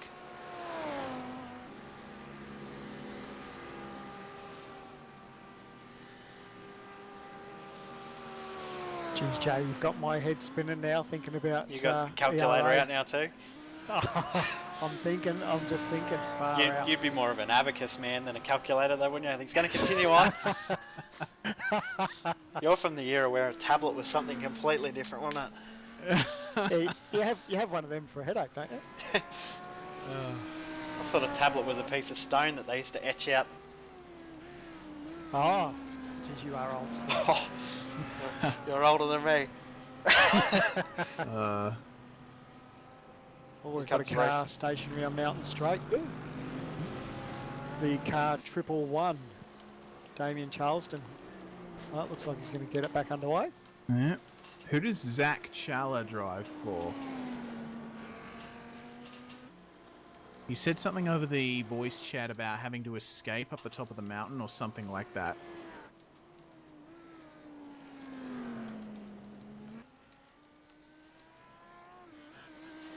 Not sure. Sorry guys, my apologies. We're just having a little bit of discussion with the the other members of race control about some things going on. I must say, I'm very, very overwhelmed with the actual participation in this event. When we decided to put it on, we thought we might be lucky to get 20 cars. We ended up with 40 cars, 3 classes of racing, and some of the most enjoyable multi-class racing I've ever been a part of. So thank you to everyone that actually has turned up to race this event. Yeah, it's just like a real 12-hour J. Yep. Started small and ended up to be one of the biggest races in Australia. Will we say that this is the second biggest race that V8's Online's a part of now? I'd say so. Not yet. Oh, equal first. Equal for, yeah, no, let's just claim it. Jeez. Yeah. You're on Team GT anyway, aren't you, Reese? Let's go. We'll see. We'll upset some people if we say that. Most likely. I'm going to keep my lips firmly sewn shut. Now, is this ERA car in? Yeah, he's going in. So when they come out of the pits, there'll be about an hour, 15 and a half to go. That will be about... Oh, contact with an MX-5 coming into the pits. Now, Wow. oh, holy golly. Whatever deity may be out there, save me. That was incredible. That's 2 close calls he's had with an MX-5 with in the this same session. car. It's the same car. It is the same car. It is. Oh my goodness me. Andrew, Jeez. you're going to give us a heart attack, mate. Lucky you don't get a penalty for passing in pit lane. Yeah. So Phil Sell now with the race lead. We'll keep our eye on the stop time for the ERA car. And So Carl... 1:15. That would equal 37 laps. I can't see how he can do that on one stint without 3 cautions maybe.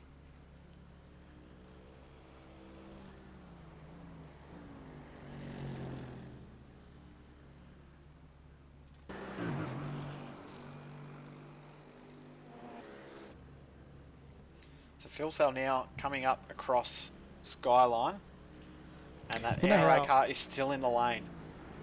You know how you were saying you don't see how they could do it? Maybe Oh, a safety car.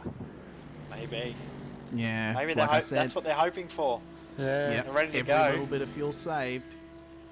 They're in a long time. There we go. Just There we underway go. now. 68 remains in second the stop, car. so a 1 minute 8 second stop. In comparison, the last stop from Phil Sell was 59 seconds. Around about a minute 8 for a complete fill up from a completely empty new set of tyres. One thing I thought they might, one thing that they could have done there, which I'm probably not surprised they didn't, is go no tyres. Yeah. Halves your pit stop time because you only have to stop for fuel. Obviously the GT cars, the pit crew are unable to service both fuel and tyres at the same time.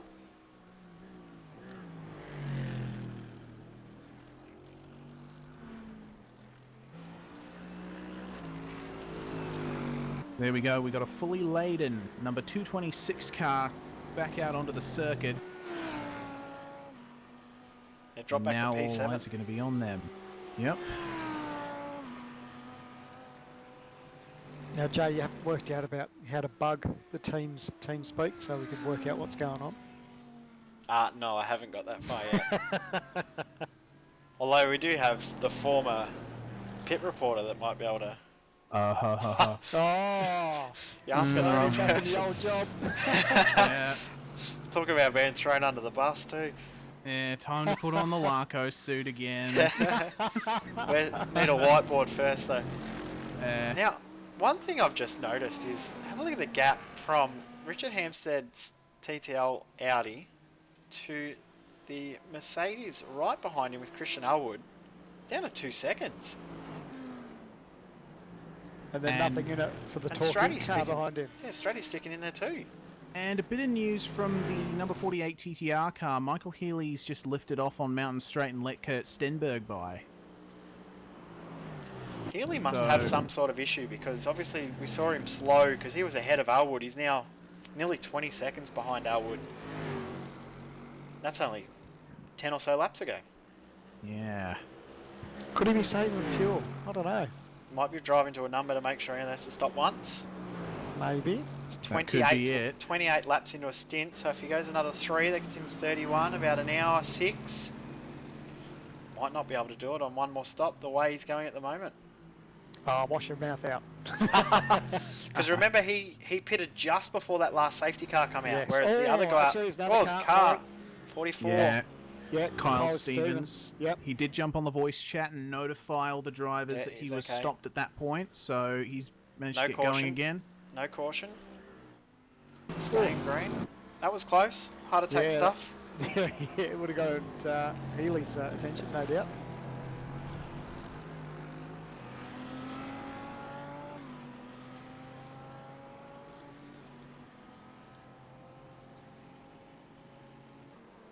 I'll tell you one thing. I like this is the first time I've seen the new TTR paint scheme with the Fuel Auto Tech and Momo sponsorship on the Merc, and I gotta say, especially from the back, it looks way better than I thought it would. Actually looks quite mean. Phil Sal had the front all locked up coming into the cutting there. He is on the limit right now. Certainly is. His last lap was a 2:03.409, which is a full 1.3 seconds quicker than Richard Hampstead's last lap.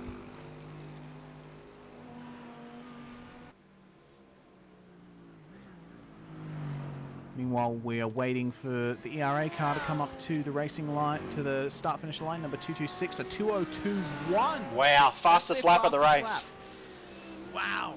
That's how you get back into the contention of the race. You pump out the fastest lap of the race on lap 280 of the race with Andrew 1 hour Carl on an 11 to go. absolute rampage. Wow, And throw to the mix a full tank. That is Yeah. insane. That is crazy. And cold Absolutely tyres. crazy. Ah, mate, they're pre-warmed tyres, mate. They're not warmed enough. Mine never were anyway. Someone must have been giving me a dodgy batch today. That's his excuse and he's sticking to it. Oh, Sorry, mate, Jay. Someone unplugged the tyre warmers. I'm in the B team, so it probably would have happened if it was real. We need to conserve power, guys. Comparison in lap times, the leader, Phil Sell, 2:03.9. So that's nearly 2 seconds. Yep. That's massive. Oh, all I can do is laugh. That's a crazy gap. But does he have to stop again? Yeah, this Well, is the he's pushing question. it as hard as he can, so my suggestion is yes, because he is going all out. He's going to He's try and make smashing the sure fuel. he's smashing out the fuel because he has to try and get as big of a jump on Phil Sal as he can. He's probably got in the back of his mind too that Phil Sal's going to be saving now and saving for a little bit in the next stint. Yeah. If Carl can pump out absolute lap record times for the next 10 laps, 5-10 laps, that might get him a 10, 15, 20 second buffer for his splash and dash. It's definitely not over. Certainly not, because they don't have to take tyres in that final stop if they do stop. Be enough fuel to the exact decimal of a litre. Be making sure they don't take any more fuel than they need. Another 2:02.1 from Andrew Carl. Second fastest lap of the race. By Oh, a few got the hundredths. TorqueInc car in the wall, Stratford in the wall. Oh no. At McPhillamy, he's hit the wall very, very hard. Heaps of damage to the right-hand side. He's continuing on though.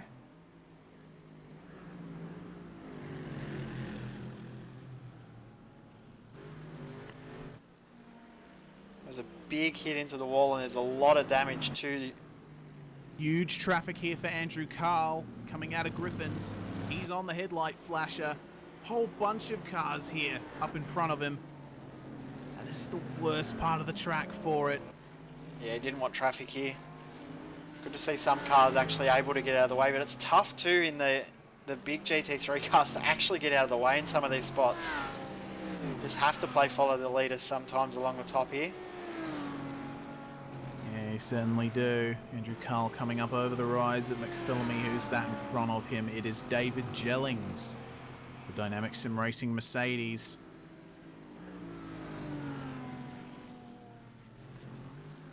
Carl just closes up on him. Back on the headlight flasher messed once up. again. Oh, MX-5 at the wrong spot as well. Heaps of damage to that Laser Racing 012 MX-5. Got a dab of the brakes goes from the into wall on the GT3. exit of the elbow. Oh no. Does Jason Bentz. Yeah, Jackson Evans behind the wheel actually. Oh, yep. Sorry, my mistake. It's alright, I'll let you off this time. But will they? No.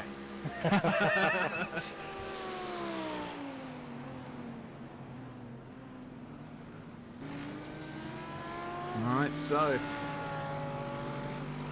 Be interesting to see what lap time Andrew Carl can come out with this time. Phil Got Self's held done up quite a bit. a 3-2. I'd say around about the same time from Carl, and I think this lap you should be fine with traffic. 4-2. Car ahead is P12, which is the Dynamic Sim Racing Alpha team. TJ Brown at the wheel. TJ, a pretty accomplished GT driver himself. Certainly is. Bit handy in a prototype as well. Yep. A lot of names we don't see a lot in our V8 Online coverage because they're not overly strong in the V8 supercar like you and I, Reese. Yes.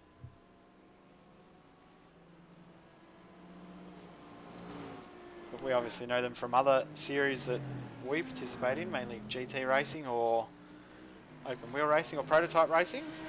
Yeah, of course, and you know it's really nice to see this side of the community getting some exposure as well. Like you know, the efforts of people like Bernie Weemers through RRTV broadcasting all the series that he does definitely serves to represent the AusNZ community in a much more whole light, I suppose, and it's really good to see the sheer variety of cars that we see Australian and New Zealand sim racers racing.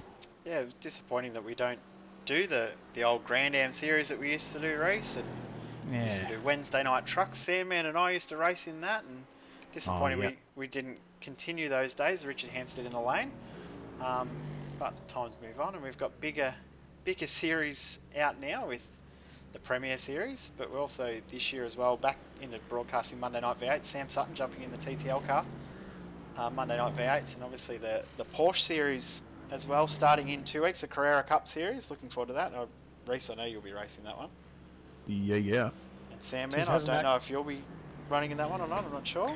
I don't know yet. I'll tell you what, I haven't been able to do as many laps, unfortunately, with the big move that I've had to participate in. So, but I'm looking forward to turning some laps in it. The hype and the amount of interest in that car is just phenomenal. So no doubt it'll be a cracking series. Yeah, agreed. It will be absolutely fantastic. Cannot wait for it to start. 2 weeks away, Sunday night.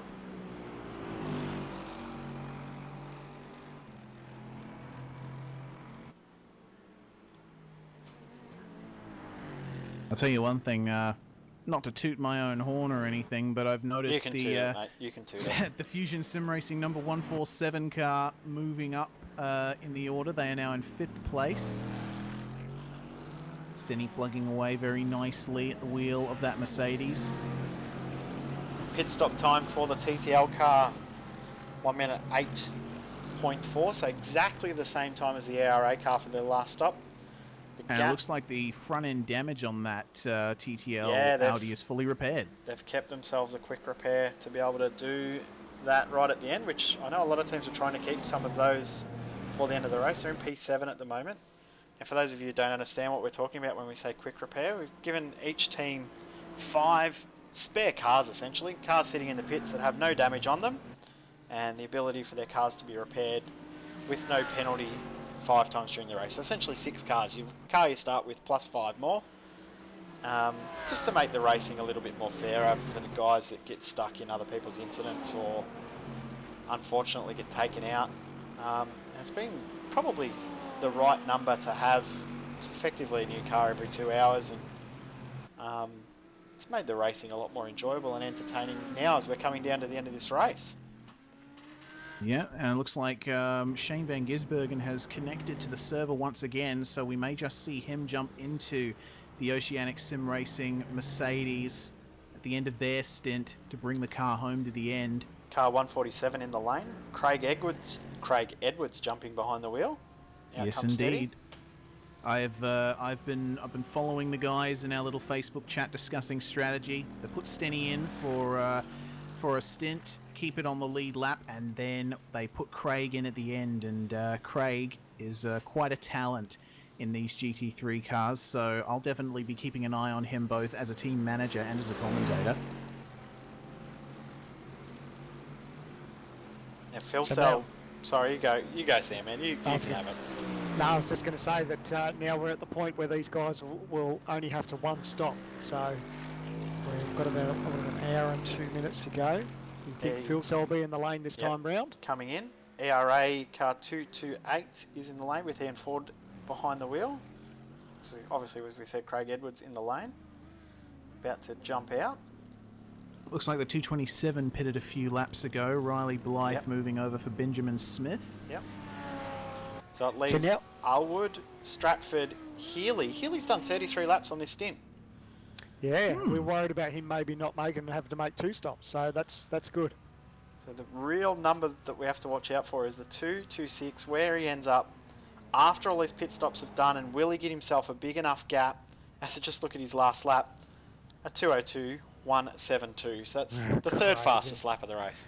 He's just come out of Forest Elbow too, so where's our race leader? Still in pit lane at Still the in moment, pit lane, Jared yeah. Philsell. Yeah, and I've seen Lee Ellis connecting to the service, so I would assume that Ellis will be taking over the number 48 car from Healy. So we've got Stratford in the lane as well. See if he jumps out of the car. As I said earlier, I don't think he will, because, yes, he is jumping out. We weren't sure on whether he was going to have enough laps done. Hayden Dodman jumping back in the car. Healy's in the lane as well. Look at the angle Michael Healy's parked on. Give Lee a nice straight exit out of the pit box. Car 226 is coming across the start-finish line. Here he goes. And still stopped, probably Philsell's another still there. 10 seconds or so still left of fuel to put in Philsell's car.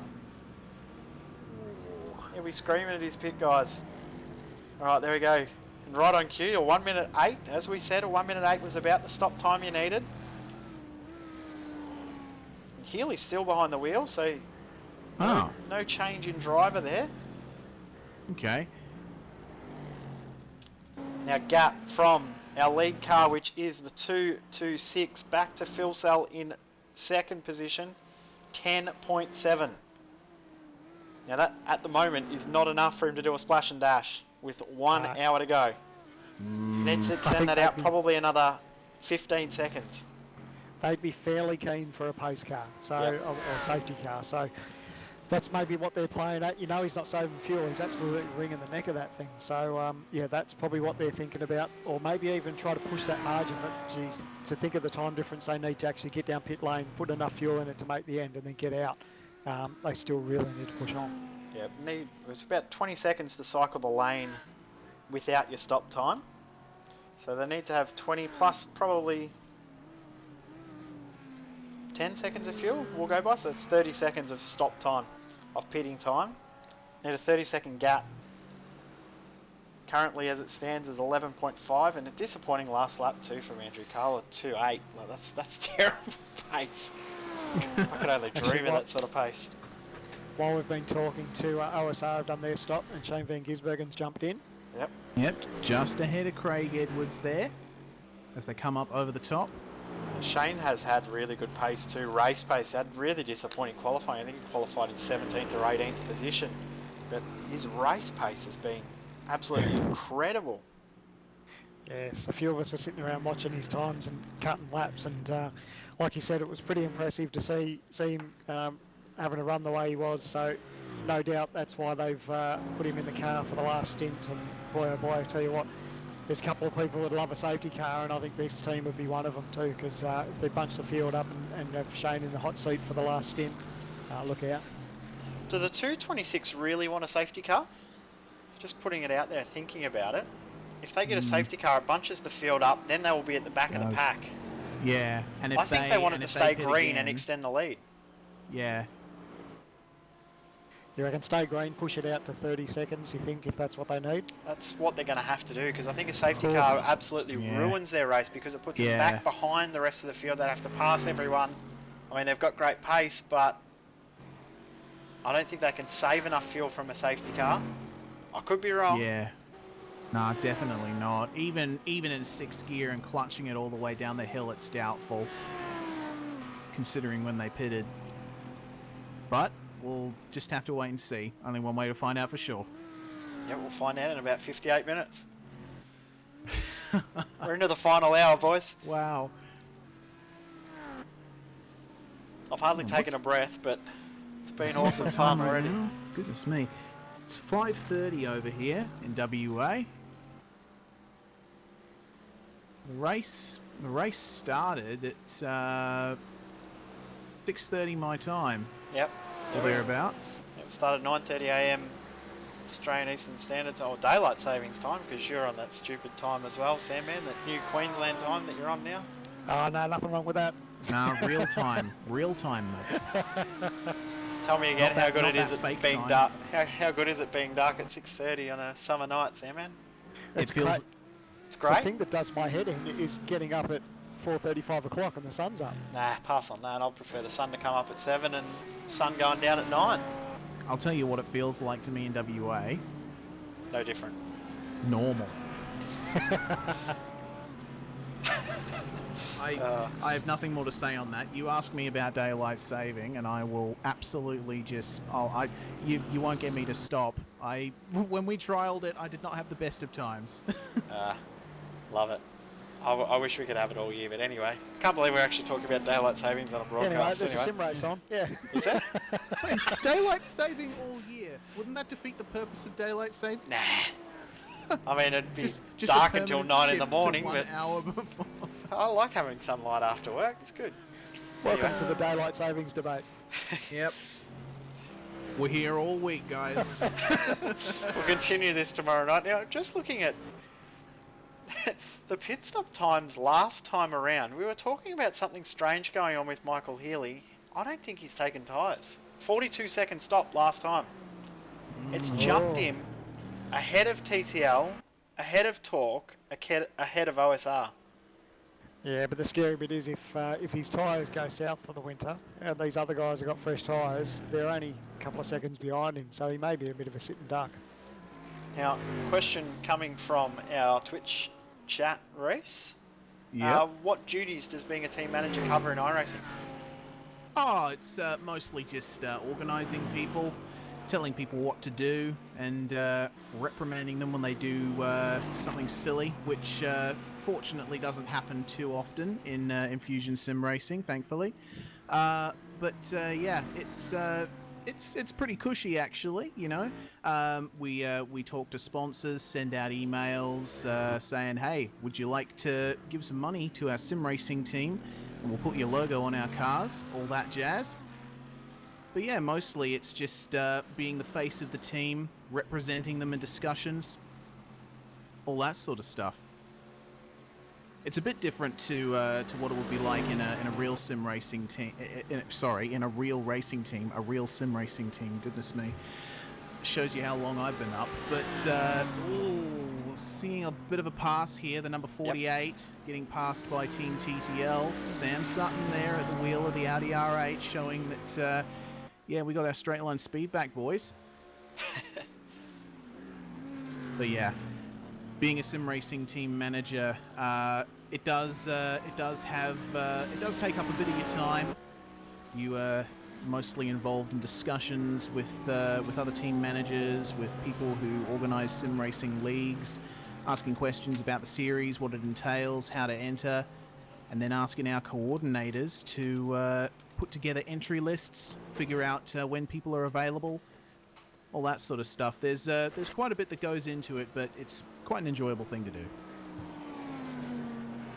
A little bit like being a manager at Variants Online, trying to round up people to do different things and keep everyone happy. Now I'm going to give a bit of a shout out to someone that we haven't talked to in a little while. Hello on our Twitch chat to Tobias Zerny, tuning in from Germany, former bad supercar driver. Hopefully we'll see him return one day. It's been a busy boy because he was in our team speak a few hours ago. Was he? Yeah. Aha, he'll join TS later. Very good. There you go. I'll have to come over and have a chat with you boys. I'm out of the loop on my own little world over in my land. Yeah, it was good to have Tobias back on the Fusion Sim Racing team speak a while back. Just decided to jump on, catch up, have a bit of a chat. Always good to talk to Tobias. Always good to see him keeping up with happenings here on the other side of the world. Now, breaking news with the number 40 car. Hayden Dodman's having all sorts of internet issues and is disappearing from the server and bouncing all over the place. And it looks like he may... No, he's back out on track. No, he's disappeared again. And Shane Van Gisbergen will probably pass him. Geez, how's a ping? 1,083. Is that all? I think that's race done for the 40, so we're out of contention. Bad Now, luck. breaking news, pit stop done for the 226. Oh, He has done his splash and dash. Oh, look at him go. 11.5 seconds stop, so 30 seconds in the lane, exactly as we said. Gap from first back to second, 12.3 seconds. there we go. Nothing Phil in Sell. it with 52 minutes to go. He can get this done. It is He on. could.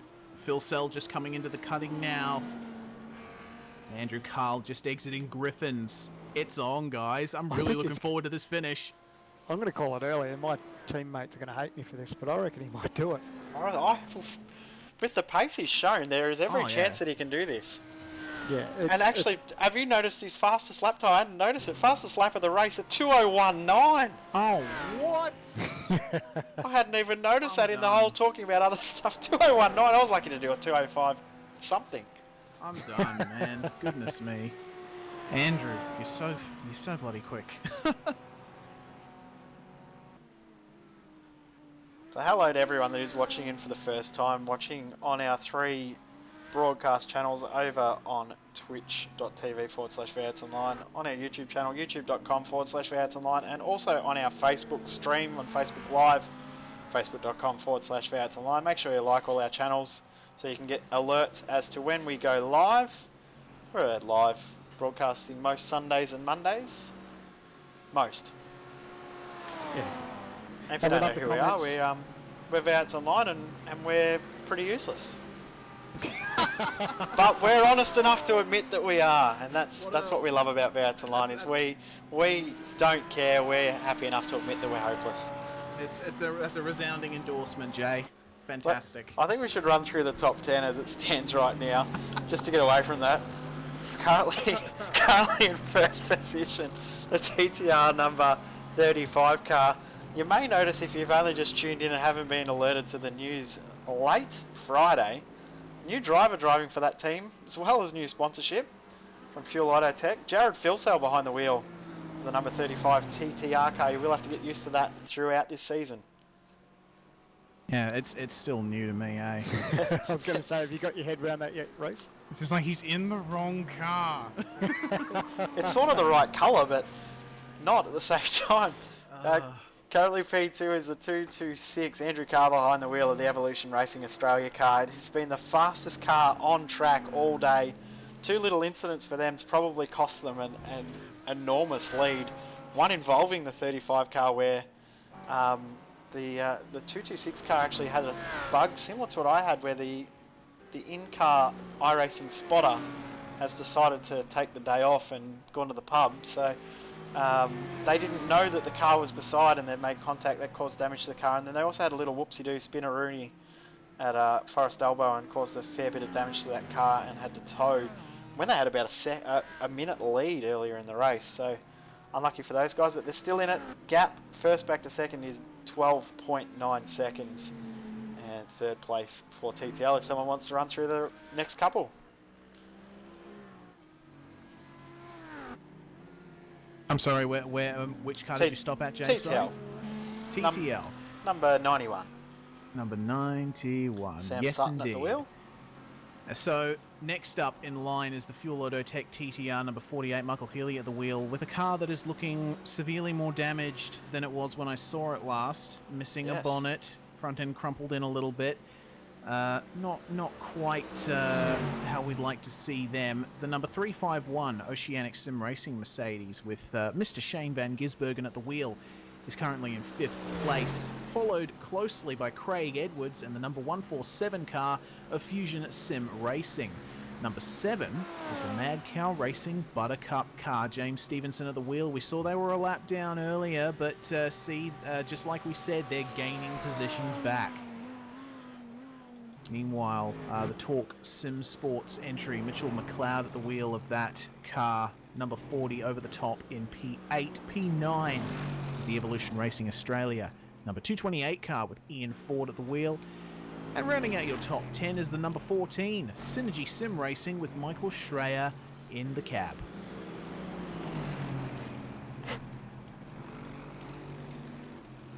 Oh, as Schreier has a little bit of a moment there over the top, passing a lapped car that came off the curb at the exit of McPhillamy.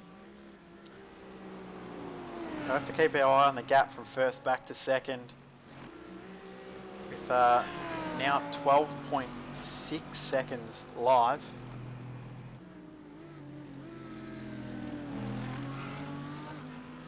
Now I want to do a bit of a shout out to a car that has been banged up all day.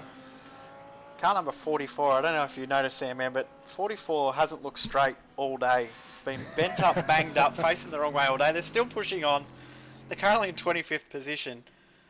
Shout out to you boys, because you guys have worked your absolute butts off continuing in this race. I don't know how you're still going, but well done to Good the on 44. yous. Well done, guys.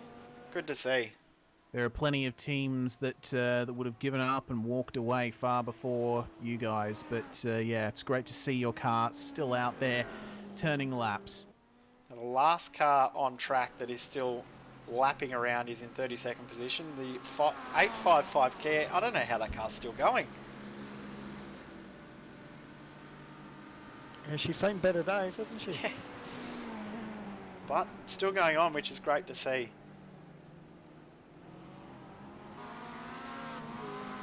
And look, that's what we love too. That's these guys are just out there having a good time. They're enjoying themselves regardless of the result. They're still, cutting laps and putting their best foot forward. So good on you boys. So it's good to see that people just don't hang up the helmet, put away the gloves just because they're having a bad day. So it's good to see you guys pushing on.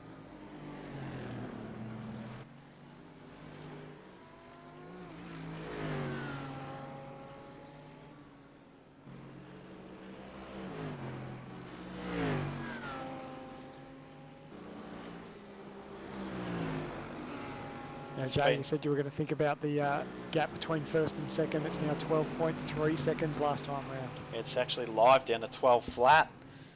Last lap by 202.3 for Carl and a 202.7 for Phil Sal. And Phil Sal is stuck in traffic. Ooh.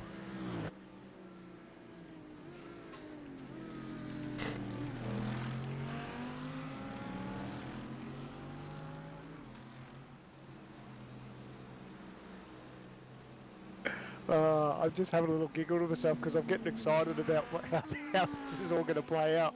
Because this Audi is absolutely screaming, and Phil Sal will know that he's coming.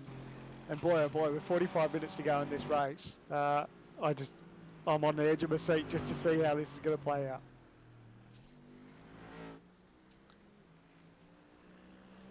Question to answer for the chat in Twitch. The 909 is currently in the lane. They're currently in P34. They're about 48 minutes behind the car ahead. They're a little bit away. Just reading the YouTube chat, was my microphone not muted just then? I believe your microphone was muted. It was. Really? I didn't hear a Okay. word you said. Okay. Because I'm seeing quite a bit of comments about dinner, which I don't know if they're referring to the discussion I just had with another person in my household while my mic was muted. While my mic was supposedly muted. I didn't hear about your dinner. Okay. What is for dinner though, Reese? While we go, what is for dinner? Well, now that you've alright, mentioned well, it. let's just go for it. We're going to have some burgers with blue cheese. What are you having, Sam, man? I don't know, mate. I've been too busy doing this all day to even know what's going on. Well, you can't have been too busy because you know what I cooked while we were racing, don't you? Yeah. I cooked Sunday roast while the race is going. Made the veggies after I got out of the pit stop. Ate it an hour before we went live, and left Kirsty to clean up. No, oh, look out. Wow. We're going to have to talk to V8's online catering, I think, because I Oh. think we're getting ripped off. Phil Sal almost into the back of the 999 MX-5 coming down the mountain. The gap now 11.4 seconds with 43 minutes to go. Now I'm going to guess what they're having over at TTL for dinner. 3 buckets of chicken, 3 buckets of chicken and 20 chicken nuggets ordered already for them. Good old 20 for 10 deal. No doubt this team on screen, TTL, the hidden sponsorship of KFC. Well, it wasn't exactly hidden when Richard was in the car, was it? I can take that. We can take that any way you want. How are you, Hampstead? Send the hate mail to reese@v8online.com. Joke's on you. I don't have a V8's online email address. You do now. Oh. I'll get Fonty onto that straight away. There's a battle brewing for the last spot in the top 10. Synergy Sim Racing number 14 car is being chased down by the 227 with Benjamin Smith behind the wheel. Half a second between these guys. I love this guy. I love this job. It's fantastic. Oh, here we go. Pass 4, P4. Van Gisbergen up the inside of Healy at the chase. Job done. Oh, yeah. And Healy is really down on pace with that damage to the car. About 2 seconds slower last lap by. And Craig Edwards is going to be licking his lips here. One more position for the 147. Glad I could get the KFC chat happening in the YouTube chat too. Like everyone's having KFC for dinner. Confirmation from Matt Burgess. This is about chat. They didn't hear my conversation. That puts my mind at ease, Matt. I was almost incredibly embarrassed for a second there. Don't be. We've seen other streams talk about different cooking things, so... This is true. Pass 4, P5 with Craig Edwards getting ahead of Michael Healy while all this chicken chat is happening. For those of you who were wondering, it was roast pork. And the crackling did fail. Buttercup in the lane. Buttercup in the lane. You got to This'll just employ be a bit of strategy with that crackling, Jay. Yeah, didn't have enough time. I wasn't concentrating enough. Too busy watching the race. Trying to spot race control and cook roast at the same time doesn't work. James Stevenson, I don't think will need to take tyres in that Mad Cow car. However, there is a chance he will go a lap down while he's waiting in the lane. It's just been passed by position ahead Mitchell McLeod. And still in the lane is Buttercup, so down. So we now have 8 cars on the lead lap with 40 minutes to go. Indeed.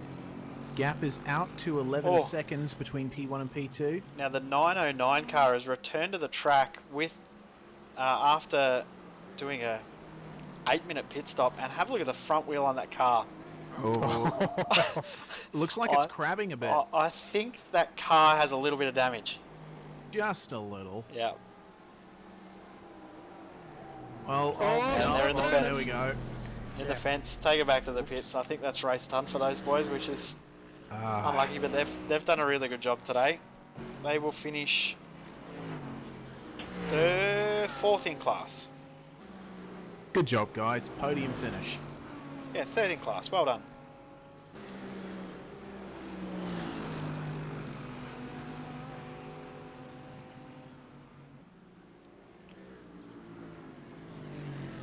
Hate to alarm everyone, but since we started talking about KFC, our viewer numbers went up.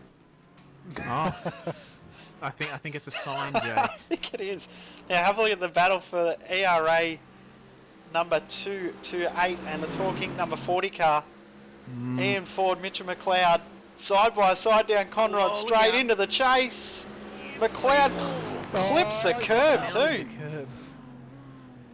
He didn't clip the curb, he full on smashed it. But, he'd been complaining about that curb all day too. He'd been saying how much that curb had been giving him trouble all day.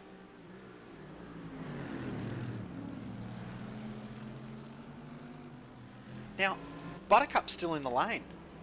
Something's happened to that Mad Cow number 3 car, which is very unlucky. They were on for some sort of... Well, they had a strategy from everyone else, so we don't really know where they were going to finish, but... We are now on lap 296 with 38 minutes to go. We'll tick over 300 laps, which is pretty amazing.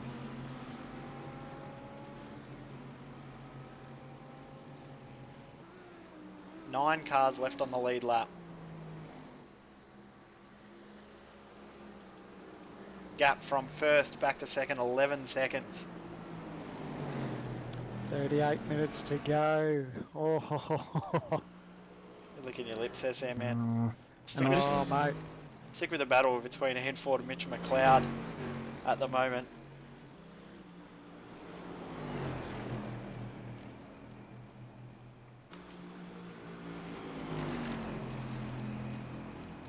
I'm just seeing, unfortunately, in in the server chat, it looks like Bradley Wingard, who was in the 999 Mazda and had contact made with him by Andrew Carl coming into the pits earlier that we commentated on. It turns out that that damage that ended up being done to the MX-5 is unfixable now. It's So, unlucky for those guys. very unlucky. They will... Bradley obviously quite unhappy about how those circumstances have turned out. They will finish P2 in class though, which is a good result for that team. Talking earlier about it being a rookie team, that's fantastic. Well done to those guys. It's a big name teams that will finish outright behind them. Performance Motorsport, Pro Force Racing, both finishing behind that car of rookies in a different class, so well done. Yeah, quite good. Well done to those guys. A bit devastated, but Buttercup's still in the lane, so that's definitely race done for those guys. Unlucky for Mad Cow Racing to come 11 and a half hours and be race done in the last 30 minutes or so.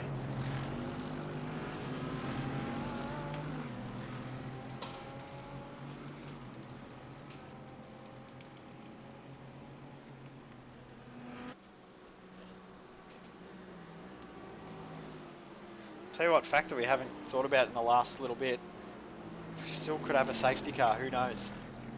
Oh, how good would that be? That would Coming be up on entertaining. half an hour to go. We are here for funsies, aren't we? Yeah, a lot could happen in half an hour. Never know. An episode of a TV show. Whoa! Whoa! Look at the devil! Caution flag out. Now, I did not make that happen. I can guarantee it was not me. Was not me. It says Ashley Lear. Okay, good. In So it the was chat. not me. Okay. Definitely not me. I'll take. We got two witnesses here, right, Sandman? Right? Now, everyone's happy about that yellow flag and the caution Except for the 35 car. Yep. wow. Because the 35 had 11-second margin over car 226, and then there was a fair back that was 36 seconds back from the leader to third place TTL car. But then there was only a couple of seconds, or only 5 or 10 seconds there, splitting the rest of the field there. So this will really bunch everything up. So who comes in for tyres, or does everyone just stay out? Everyone stays out. Yeah, at this point in the race, you wouldn't pit for tyres. It'd be pointless.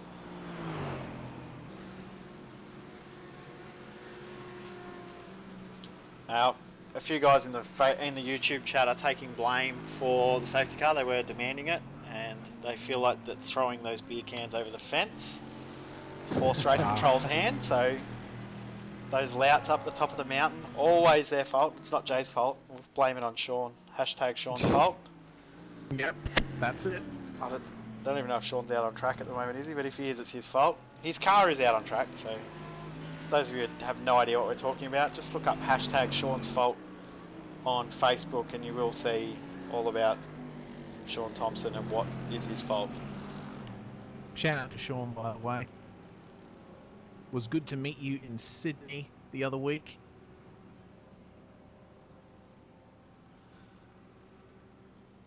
Now what's going to happen? Notice actually straight away the 226 has slowed considerably.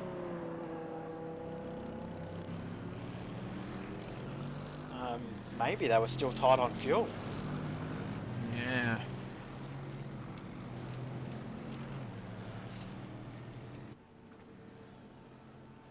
They dropped 10 seconds.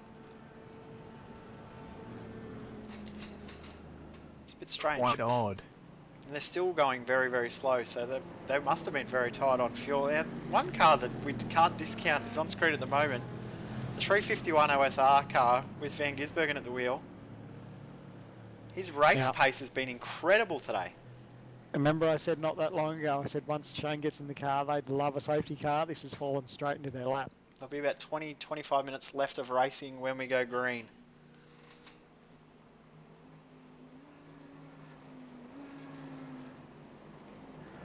This is going to be a sprint for quite a few of these cars.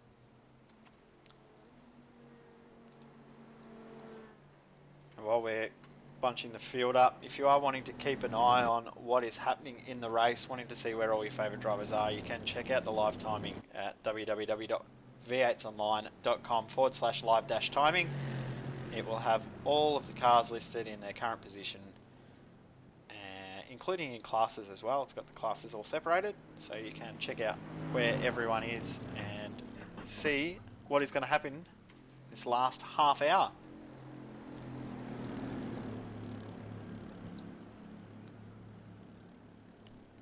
In good news, Reese, Sandman, Sean is watching the stream, so he's excited because he got a shout out without even realising, so hello. Hello. But it was your fault, Sean. And just like that, the gap between P1 and P2 has basically closed right up. Only 2 cars between them now.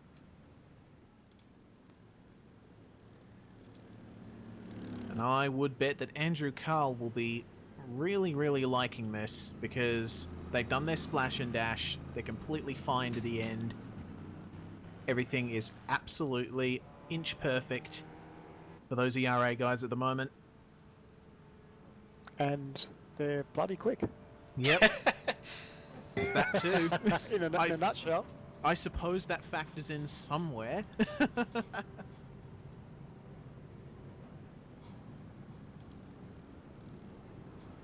Now, one thing I don't think will have to happen, I'm highly doubting that Phil Cell will pit, so the pace car will only be out for the 1 lap. One thing I've noticed since we've gone to this new pace car with the Porsche, geez, it revs high. Yeah, it She's does. squealing, isn't it? They'd have to put a new tank of fuel in it every time it comes out to do a run. It's the engine's got that high idle. You know what I mean? That's how they do it.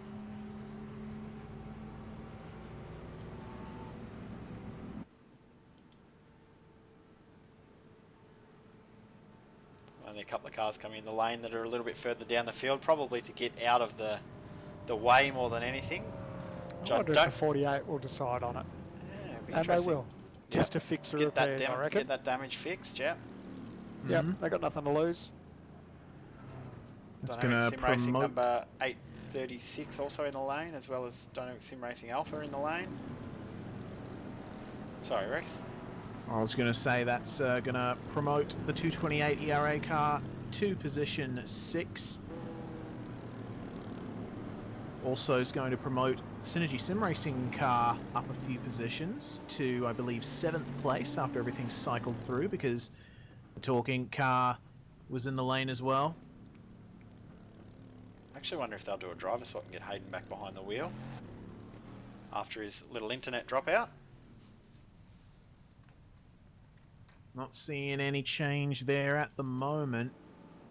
So there's 3 cars separating the car in first and the 35. And the 226. Might grab Hayden Dodman in for a quick chat. Very, very quick one.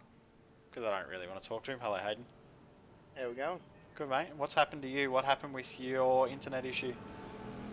Once Matt gave the car back over to me, I have not had an issue all day. Computer's been running the whole day, and ping just went through the roof. Those mystery downloads you've been watching. Yeah, well, Now, you got... I'm throwing myself there. Someone else take over. Educational. Yeah.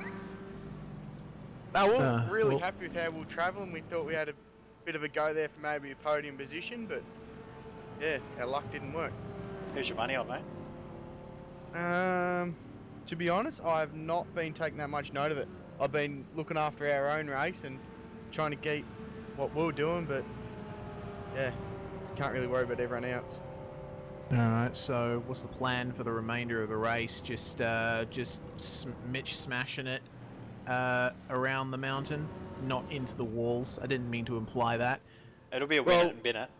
Yeah, pretty much, because we when I got in the car with about 6 hours to go, Mitch didn't tell me, and he forgot that he put it into maximum fuel save. So I did 2.5 stints, and I said, this car's a bucket of crap down the straight. So we used two quick repairs to try and fix. We thought, oh, there's some glitch here. Mitch got back in the car and crashed it and realised, oh, hold on, you've got max fuel save. Classic Torque strategy there. No idea what's going on. Oh, hang on, something We simple. couldn't work out why we went 2 laps longer than everyone in the stint. And I thought, oh, well, I've got damage. How the hell can this work? Oh, I love it. That's Oh funny. boy. So typical. It's easy to do in the Mercedes. Its engine map numbers are flipped relative to the other GT cars, so I don't blame you. Oh, no, I'm just putting the whole blame on Mitch. He forgot to tell me. Uh, I said, oh, I can go across the top of the hill pretty well, but the straight line's chronic. Because on my outlap, I had a 0x, and I thought, oh, I've stuffed this now. I'm 8/10 down, just down Conrod. Oh, we better let you go, mate. About to go green. Yeah, Good luck. No worries. See you, mate. Catch you, Hayden. So now we come through the chase. The safety car is pulling away. Jared Filsell backing up the field. Now it's going to be up to him when to go.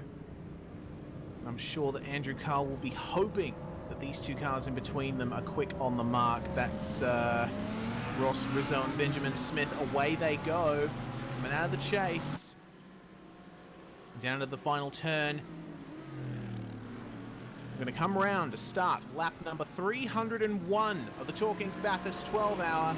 And it is on between P1 and P2 here. Andrew Carl versus Jared Filsell. Away we go.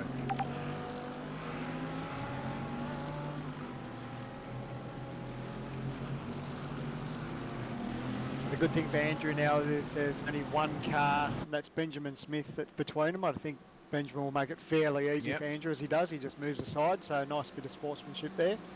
And now it's between Andrew and Jared. 1.8 second gap though he's managed to pull before Andrew Carl could get ahead. Now change of position for third and fourth with OSR number 351 Shane Gisbergen getting ahead of TTL's Sam Sutton. Craig Edwards following Sutton through. Right behind. We'll see how this goes because up the front, P1 and P2, Filsell is right within Carl's sights now as they come over the top and down through the S's. And neither of these guys are going to give an inch, I think it's safe to say.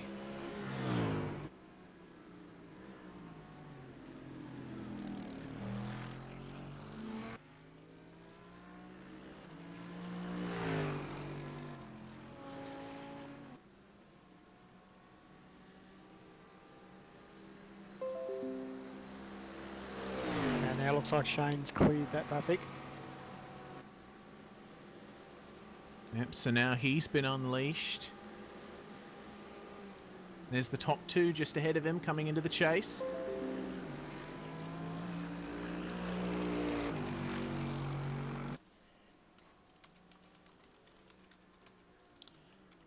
I'm just hearing that the TTL number 91 car has actually received a black flag.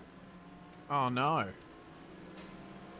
Just messaging Any to word see what if we for? can- passing under yellow with regards to a car jumping in the pits, I believe. Oh, that is so frustrating because this track it is so easy to do that because of the way that the entry is set up at Bathurst. It may be that a car has actually stopped as well, but we did make it very, very clear before race started that we would not be clearing any black flags that were iRacing generated. Everyone would have to play fair and play ball. And I'm hearing Dylan Sharman on the voice chat there, not happy with the circumstances at all. Because that's basically taken them out of contention for a podium position. Really sucks for them. 0.8 of a second separating first and second. We've got TTL, OSR and Fusion Sim Racing all separated by a second for third, fourth, fifth. We've got the Evolution Racing Australia 228 car, who's now managed to make themselves up to 6th. When we come live, Sam, man, they were a lap and a half behind. They're now in a 6th. Unbelievable. That's awesome. Well done, boys. Yeah, fantastic stuff from ERA. TorqueInc Sports in 7th position. Synergy Sim Racing 1 in 8th. And the last car on the lead lap, the TTR number 48 car with Michael Healy behind the wheel. In 9th position, ERA 227, bookending the top 10 for, finishing the top 10 for ERA. Called that a bit early, calling a bookend. We're joined in the booth by TTL driver Jason Dixon. G'day, mate. G'day. You didn't have a great race today. Your car, long way back in the field, number 92 car. Yeah, sort of must have had a magnet on the front of it for cars to spin in front of me all day. So yeah, in the end, the motor ended up letting go, and it required 30 seconds more repair than time left in the room. So unfortunately, I didn't get to end the race, which is unfortunate. I ended up doing 276 laps, I think. Yeah, only a couple, mate. Did you do the whole thing yourself, basically? Goodness me. You know, I did the whole thing as a thing to raise some money for MS Research Australia, which ended up raising $55.20. Sorry, guys. The TTL Good number stuff. 91 car just drove through the pit lane but didn't stop. If they've got an iRacing generated black flag, that would not have cleared.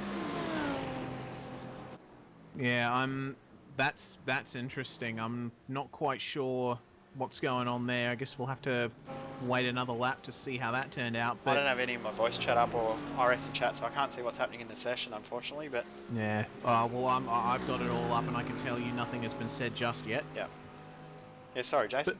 But yeah, Jason, fantastic stuff. I was going to say that lap count reminds me. It sort of takes me back to October when you did those monster stints in the V8 Scops 1000. But I guess at least here you were doing it on purpose.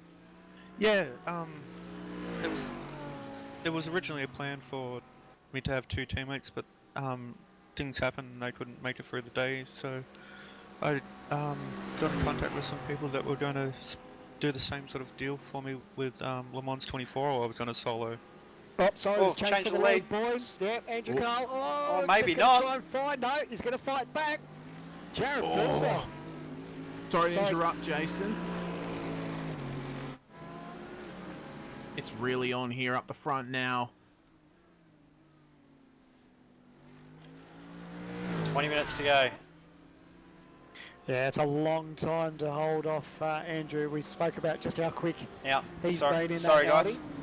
Audi. The number 351 has also been affected by the same thing that the 91 car has been affected by. So both of those cars, unfortunately, have received black flags due to issues that they were not involved in or aware of. But as we said at the start of the race, we were not clearing black flags. Yeah, you know, I did hear whispers Simon Black over the voice chat from the 351 saying something about a black flag, so I was afraid that they might have gotten one too. Yep.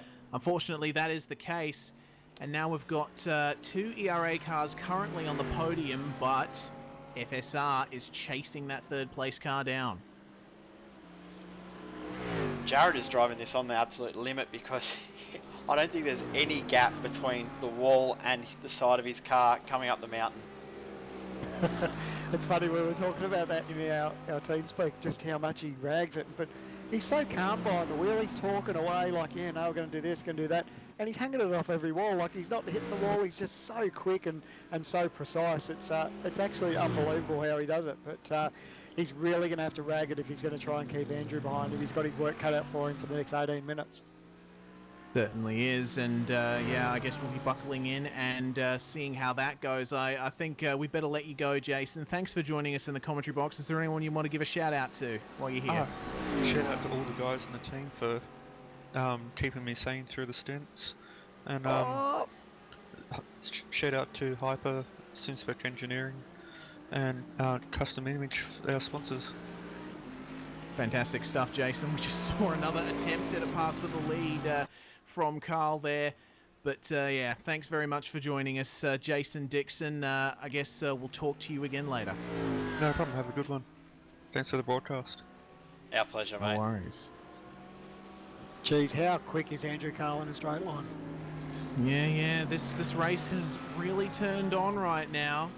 So basically, everyone in the top 4 is currently involved in some kind of battle. It's Fuel Autotech TTR versus ERA 226 at the front here. Jared Filsell moving over to the inside to cover against Andrew Carl.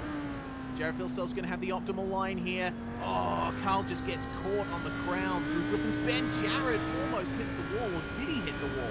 I'm not quite sure. As they come up into the cutting now, Carl really closing up on Jared through this corner as they go up the mountain properly for the first time in the lap at least. Jared is leaving absolutely no space between himself and the walls here. He is just millimeters away from having a major incident here. How is he doing this? He has to rag it. He knows that if he leaves any inch, it's down Conrod straight. Andrew's just going to swallow him up. So he knows from this point of the racetrack he really has to rag it just to try and get some sort of advantage. But look how much that Audi closes up just coming into the dipper. Absolutely incredible. And Andrew not only has that straight line speed, but he's also got that braking power as well. See how much he closes up through Forest Elbow, and now they're going to punch out onto Conrod Straight. Oh, just having to avoid the Laser Racing MX-5. And now Jared Filsell will be looking in his mirrors, looking at Andrew Carl. Here he comes. We'll see what happens when they get to the chase. Oh, he's going to have to make him go around the outside, though. He's going to think better of it. Carl's going to stay behind. No, over under. Goes to the inside. Oh, contact! Oh, he's turned him round! And race leader has made contact, gone around Jared Filsell. Finishes to gather it up, but boy, oh boy. Wow. There, wow, all right. So that has just completely changed the face of this race. So let's take a look at that again. Carl goes up the inside. Jared turns in, I think, expecting him to yield, but Carl is there. And it looks like Filsell still had a bit of overlap on him. So I don't know how to call that, guys.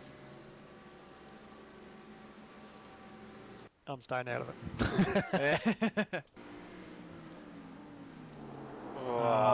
It's hard to call that one. I'm tempted to call it a racing incident, but then again, Jared still did have an overlap over Andrew coming into the corner, so he did have a right to turn in. Yeah, contact is almost wheel to wheel though, so interesting. Well, we'll see what the drivers have to say about that after the race, I suppose. We'll go back and we'll have a better look at it with 15 minutes to go. It's a bit hard to get the right replays up at the moment. Sorry, guys.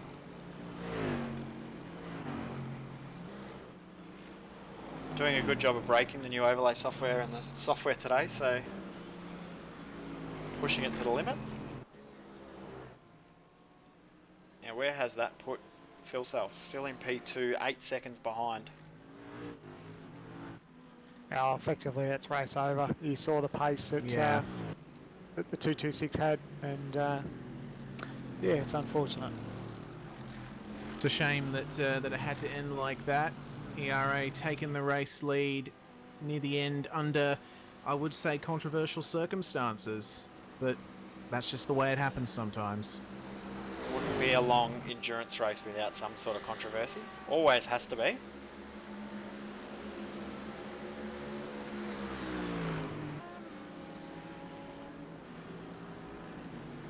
Meanwhile, the gap between third and fourth has increased a fair bit. Looks like Craig Edwards may be starting to fall into the clutches of Mitch McLeod. McLeod's last lap was a 2:02.8. Craig was 2:03.5 on the last one, so not too sure how this may turn out, but it seems that Craig Edwards and Mitch McLeod might be having a battle for fourth at this rate. Filsell also has a battle with Ian Ford coming up from behind as well.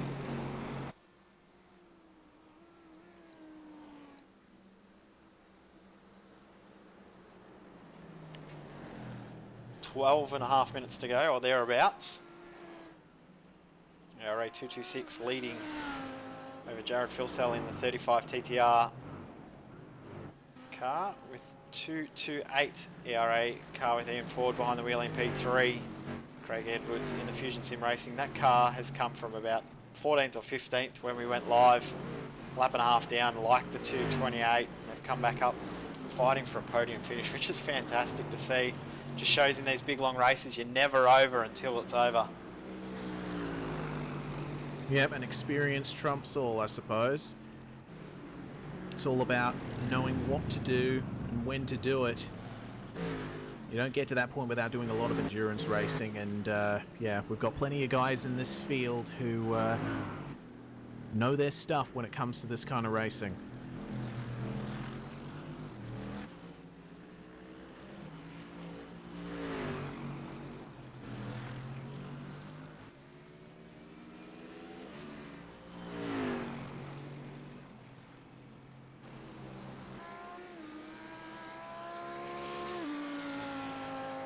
So now Jared Filsell is coming under attack from ERA number 228.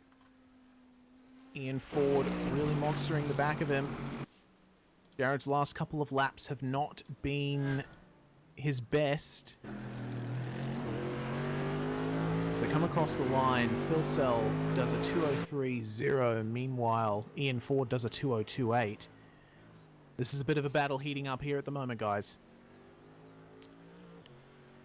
Definitely is.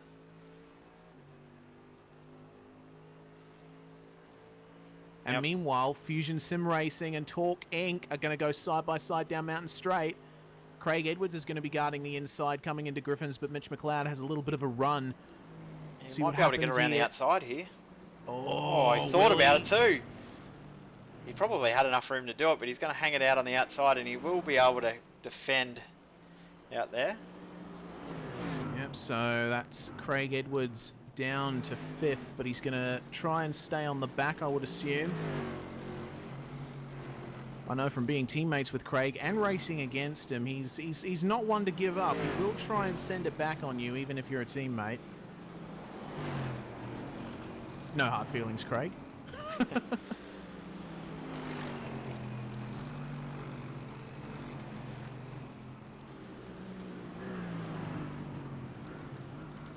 But now the question is, that damage from the incident with Carl, has it affected Filsell's straight line speed? To be honest, I don't think he would have got too much damage from the incident as No, I such. don't think so either. It's just ruined what could have been a good finish to a race. That's all. Yeah. Still definitely on though for second position, fourth position.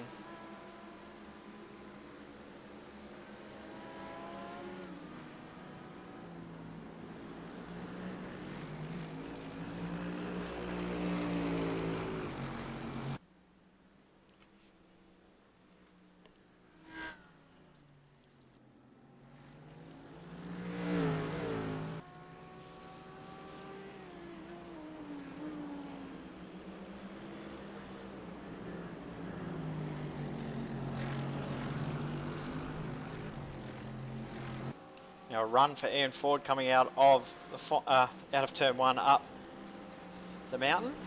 I don't think he's going to be close enough to get a passing opportunity though into turn 2. Oh, Jared guards the inside and then moves over a little bit. Oh, Jared's getting so close to those walls. It's scary watching him. Ian getting very, very close to Filsell.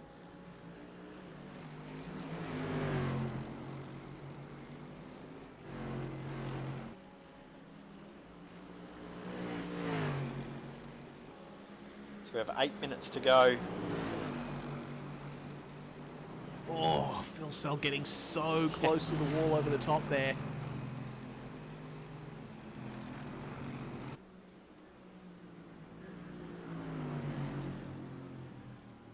Through the dipper once again.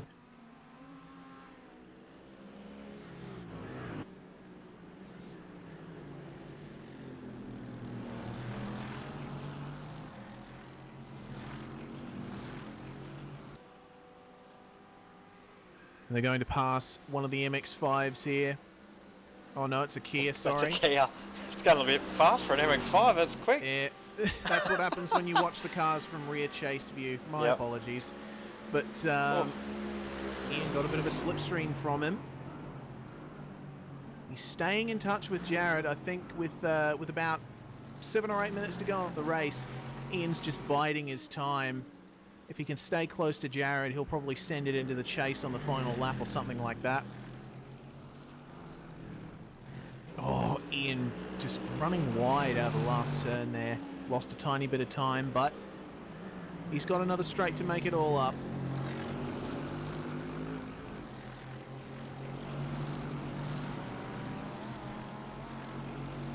Now looking at lap times as well, fastest driver on track at the moment has just done his fastest lap of the race, Shan van Gisbergen, 2:02.4, and now he's just done a 2:02.8. Every other driver in the 2:03s, 2:04s, except for our race leader, Andrew Carl, 2:02.5.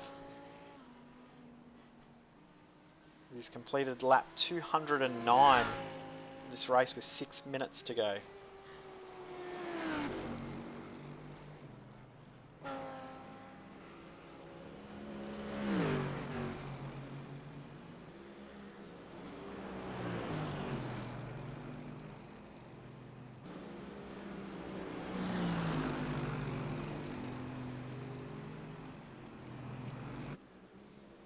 Craig Edwards has fallen off from the back of Mitch McLeod slightly.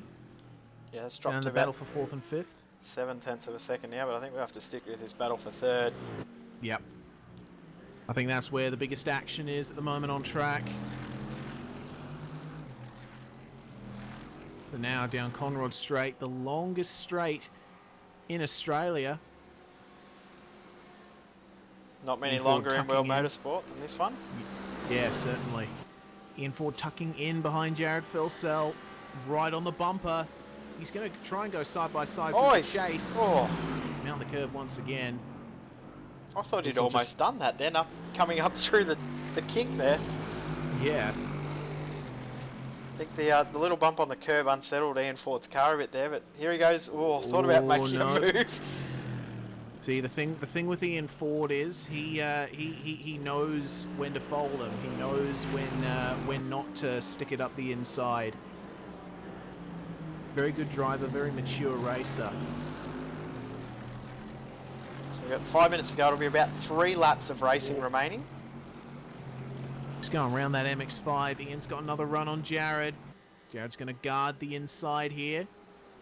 Ford gets ahead slightly. Oh, here we Can go. he stay ahead?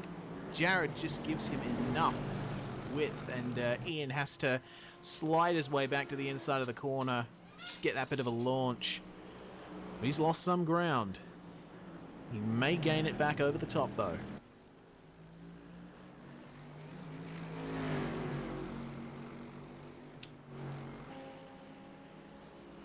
So hello if you are tuning in for the first time or you're not sure what you're watching. This is V8 Online's live coverage of a special event, Bathurst 12 Hour, presented by TorqueInc. Hello if you're watching on our 3 broadcast channels on twitch.tv, on YouTube and also on Facebook Live. To the current 250 of you watching over our 3 broadcast channels, thank you for tuning in.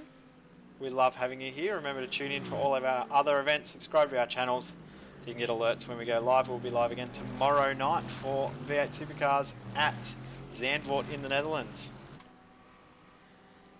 Always good racing in the official online V8 Supercar series. The Monday night broadcasts have been an institution of Australian sim racing for many years now. They always put on a good show, so be sure to tune in for that.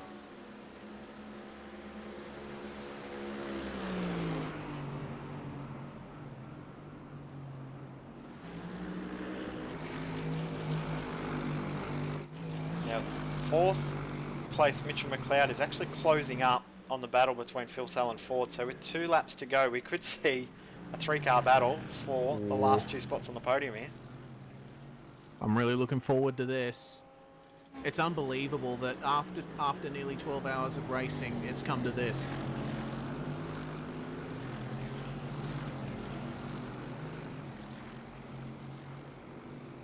But then Bathurst never fails to throw up an exciting race, do they? Always exciting racing at Bathurst.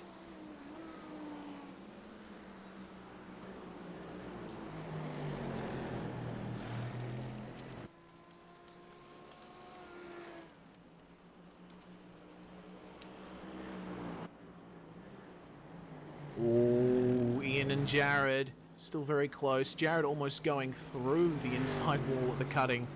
Absolutely crazy driving here from TTR's most recent signing. Very, very good signing for them too. Yeah, Interesting to certainly note. came at the right time. First 3 cars all within the Blancpain Pro Series. Ah, yes, very good point. We have some good representation here in Australia in the top non-NASCAR open-wheeler series on iRacing. Of course, the guys at Evolution Racing Australia and TTLR, all very talented blokes that represent us well. Also, can't forget the cows, Mad Cow Racing, as we see Ian Ford coming up on the outside of Jared Filsell in the braking zone at the chase.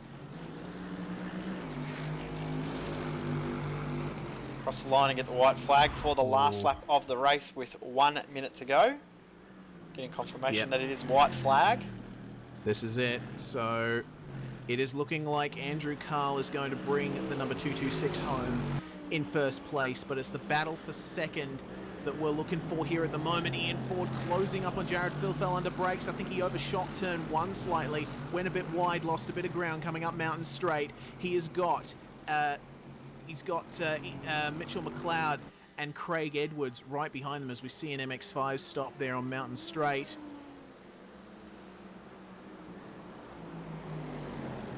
Into Griffins for the final time.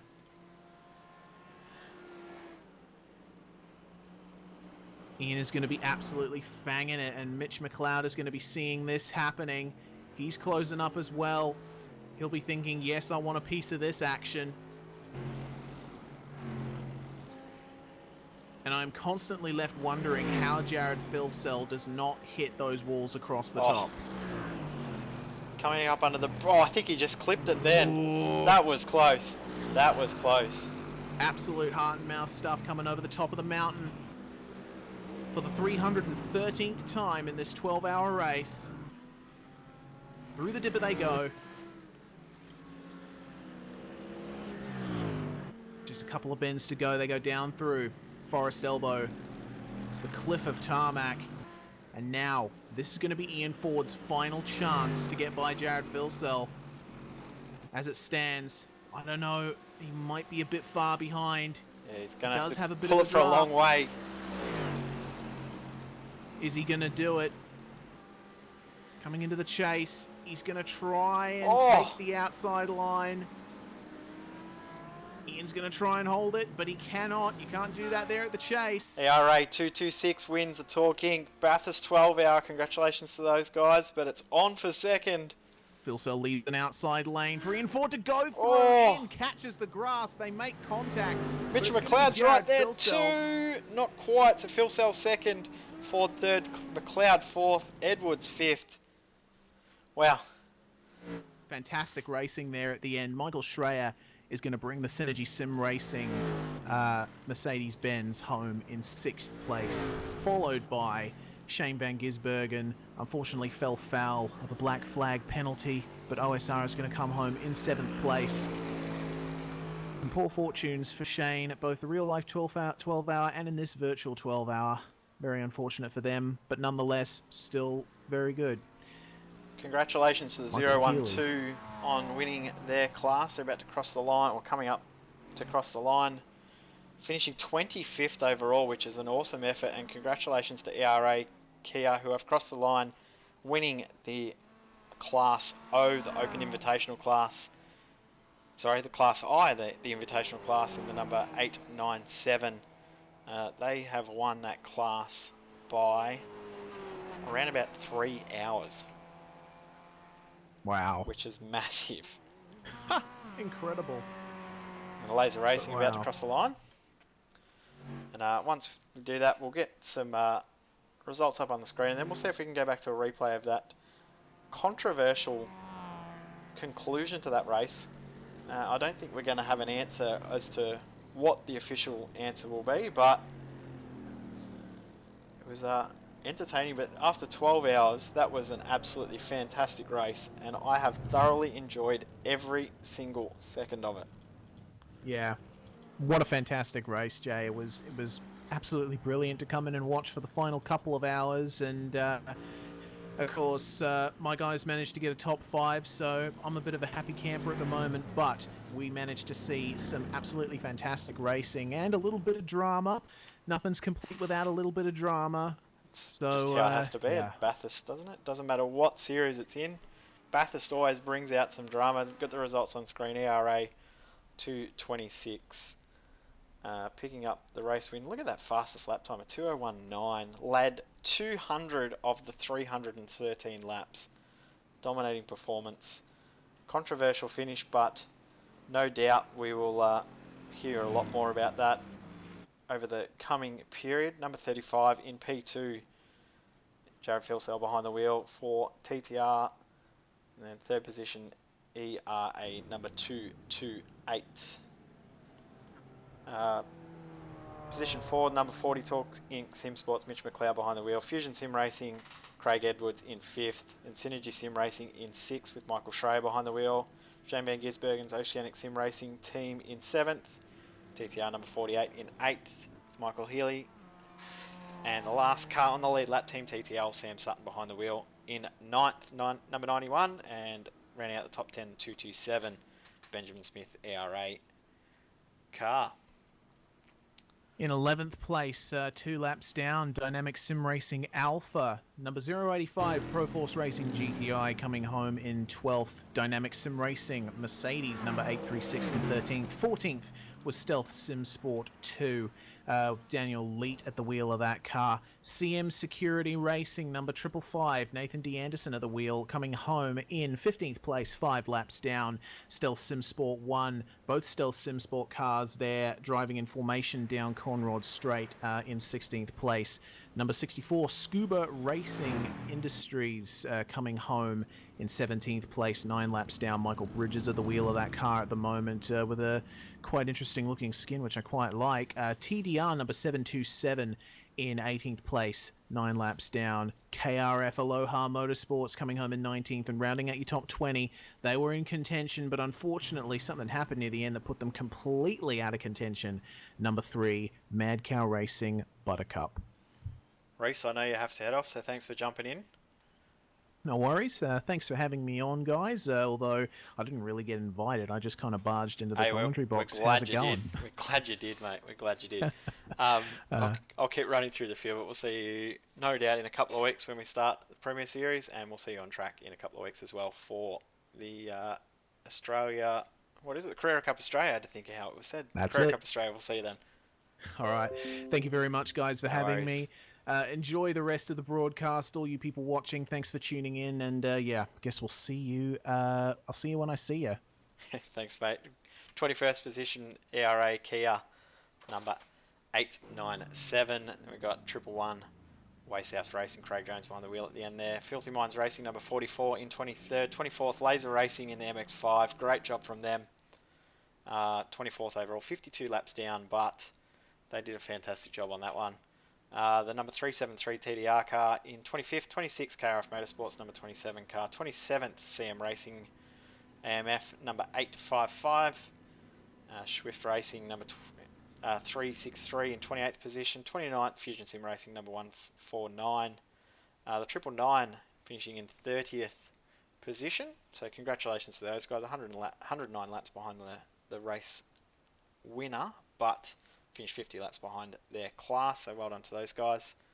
Last page, we've got Proforce Racing in 31st. 32nd is the 909 Team ETIR. 131 Razorback Races number 3 in 33rd. 34th Revolution Sim Racing. 35th is the Hyper Stimulator TTV car, which has technically been disqualified, as has my team, TorqueInc Sim Sport 04 car, the 39 car, which is 333 iRace Engineering, 77 car Auxiliaries Racing, the 37 car Performance Motorsports Blue, and Team Pat O'Hara. The cars from 35th to 40th DQ'd due to not having enough drivers complete the required number of laps. So we've been joined by my teammate who's helped put this all together, Mitch McLeod. Thank you for helping put on a good show. I think it was entertaining to say the least. Let me actually grant you some talk power in here so you can actually say something. Hello, you got me, Mitch? Hello, Mitchell? Nah. He's just teasing you. Yeah, he doesn't want to talk. What we might try and do though, Sam, we might see if we can get a little bit of a look at that incident again, if I can. I don't know if I'm going to be able to, but we'll see. Yeah, there's a lot being said about it. Just going through some of the chats that, yes, you know, a lot of people are talking about it. Obviously, it changed the shape of the race, and you don't want to see races ended that way. But it is what it is now. Can't really do much about it. No. I think it was a little unnecessary. We talked about the pace that the 226 had all day. So I think patience would have been, yeah, probably a bit of a smarter move. But look, at the end of the day, it is what it is. So yeah, we just have to live with it. Yep, it's over now. We can't do much about it. Now, unfortunately, we're not going to bring drivers in for a chat. I don't think we've got much time for it because we probably should go and finish up and do something else there, man. Have some dinner, spend some time with the family, all that sort of stuff. But before we do end the broadcast, we will jump on board and we'll show a few replays so that we can show a little bit of what actually has happened so that you guys can see it from a different perspective. Because I know there's a few of you still waiting to see if you can find some stuff out. We've got the chopper cam from Jared's car. So show that slow motion when we get to the point that we need to. Oh, nope, sorry, my replay's not working. There we go. So I think a very interesting call either way. I'm not sure which way it will go. I think we'll have to study that for the next little bit and look at it from 25 million different angles before we can make a decision on what actually is going on. But I know that this is the sort of decision when we're in V8 Scops race control, which I have been before, that you can't decide there and then because you have to look at it from so many different angles. And the more and more I look at it, the more that I'm seeing that the 226 hasn't made the apex. Yeah, that On the first, seems to be the general consensus. Yeah. But anyway, we will have to look at it a few more times. But in the end of the day, this was a race that we brought out for fun because no one else was doing it, and I think we achieved what we wanted to do, which was to have fun. Yeah, look, that's right. Everyone walked away and had a really good time. It was a great event, and you know, we all sat in the lounge rooms or were at the racetrack there just last week watching the big race, and to come and live it for ourselves. It was really a lot of fun, and thanks to everyone that was involved to make it possible because it really was awesome. Mitch McLeod has finally decided to say hello now. Yeah, well, I was waiting up there for a little while, and I needed to take a piss after that stint, so I thought I would go do that, and then all of a sudden I'm dragging here. And then he ignored us. Yeah. Well done, guys, well, especially Jay, for setting up all the servers and doing all the hard work behind it, then setting up the broadcast for the last couple of hours, which was only organised this morning. So huge congrats to Jay for that. Thank you for Sandman for coming along, and obviously talking a bit of crap, I'll say, if you got a word in after Jay's talking. But yeah, awesome race. I just heard is talking about that incident at the end. I have not seen it, but from what I was told from teammates at the time, it sounded a lot similar to what happened early in the race, but roles reversed, and there was questions raised in our team speak at the time saying, does that deserve a penalty? and I strictly said no. If it was as it was the first time round, then we didn't give them a penalty. We haven't given these guys a penalty. To be fair, And we actually haven't given any penalties all day because we said Yeah. we wanted it to be a fun event and Yeah. all of that. So anyone that is watching and wanting to understand why there's been no penalties, we didn't clear any black flags that iRacing generated. We didn't do anything. All we did was throw a yellow flag when we felt like we needed it. And that's pretty much all we've done. And everyone else has looked after themselves. And overall, it has been really, really well behaved. So thank you to all the drivers that have jumped in. We appreciate it. Yeah, I cannot thank the drivers enough. When I said to Jay that we wanted to do this and we were talking about competition cautions and all that sort of stuff, or cautions in general, I said to Jay, the main thing I would like to see is more drivers finish on the lead lap in our race than they did in real life. And after 2 hours, we have basically kept 9 cars on the lead lap. And the end of the race was pretty exhilarating from where I was. So I'm assuming it was probably pretty good viewing too. So yeah, well done, guys. Here. Putting this event on's been pretty awesome fun. So looking forward to. Hopefully we might do it again next year, depending on what happens with other series and iRacing doing one. But I think everyone will be happy if we do another one next year. Well, you'll be back, won't you, Sam, man? Oh, mate, try and stop me. Oh, that was awesome. That was really good fun. And we'll get our stints out of the way early because our teammates don't want us a part of it. Yeah, that's right, because we're too slow. Exactly. How did you go, Sam, man? Well, we were on track. We were on track for a podium there, but I didn't see. Looks like we might have had an accident or something. So there was a fair bit of damage, and the boys had to pit again. And looks like we had no more fast repairs, so we ended up finishing 8th on the lead lap. So yeah, that'll do. That's not bad. Good At least effort. they didn't put the engine into massive fuel conserve mode and then let him do a whole stint on that, and then he was wondering why we were using quick repairs and not going anywhere. So yeah, it could be worse. That was funny. So anyway, thank you to everyone that did turn up and race, and thank you to all the support for people that wanted to race but couldn't, and were trying at the last minute to try and get teams organised but couldn't. But next year we'll hopefully have a bit more notice and try and organise things a bit better. We might have a different layout in regards to the other cars, but definitely having the MX-5 and the Kia was definitely an addition that we will keep in some way, shape or form. So next year, if you are wanting to drive, don't like driving the GT3 cars, there will be something for you to drive. What cars they are, we don't know yet. Who knows what will be available to race in 12 months' time. We could have all sorts of cars out. Might do the race on dirt. No, we're not having a dirt Bathurst. Oh. Anyway, we might wrap it up though. Thanks for jumping in, Mitch. Thanks, Sam, man, for jumping in the comms box with me. Thank you, Jay, for putting it on for everyone. It was good. It was good that everyone got to see the last couple of hours of what turned out to be a really good race. So yeah, agreed. Thanks, mate. Oh, my pleasure. Thanks to everyone for watching. This is V8's Online. Make sure you tune in tomorrow night. We will have coverage of the official V8 Supercar Online series and our coverage of the Carrera Cup Australia Series starts in 2 Sundays from today, the 26th of February. Should be awesome fun. I can't even remember the format. It will be longer races in the new Porsche Carrera Cup, which will be lots and lots of fun. So make sure you tune in. We'll see you all tomorrow night from 9:15 Australian Eastern Daylight Savings Time. This is V8's Online, and this has been the TorqueInc Bathurst 12 Hour.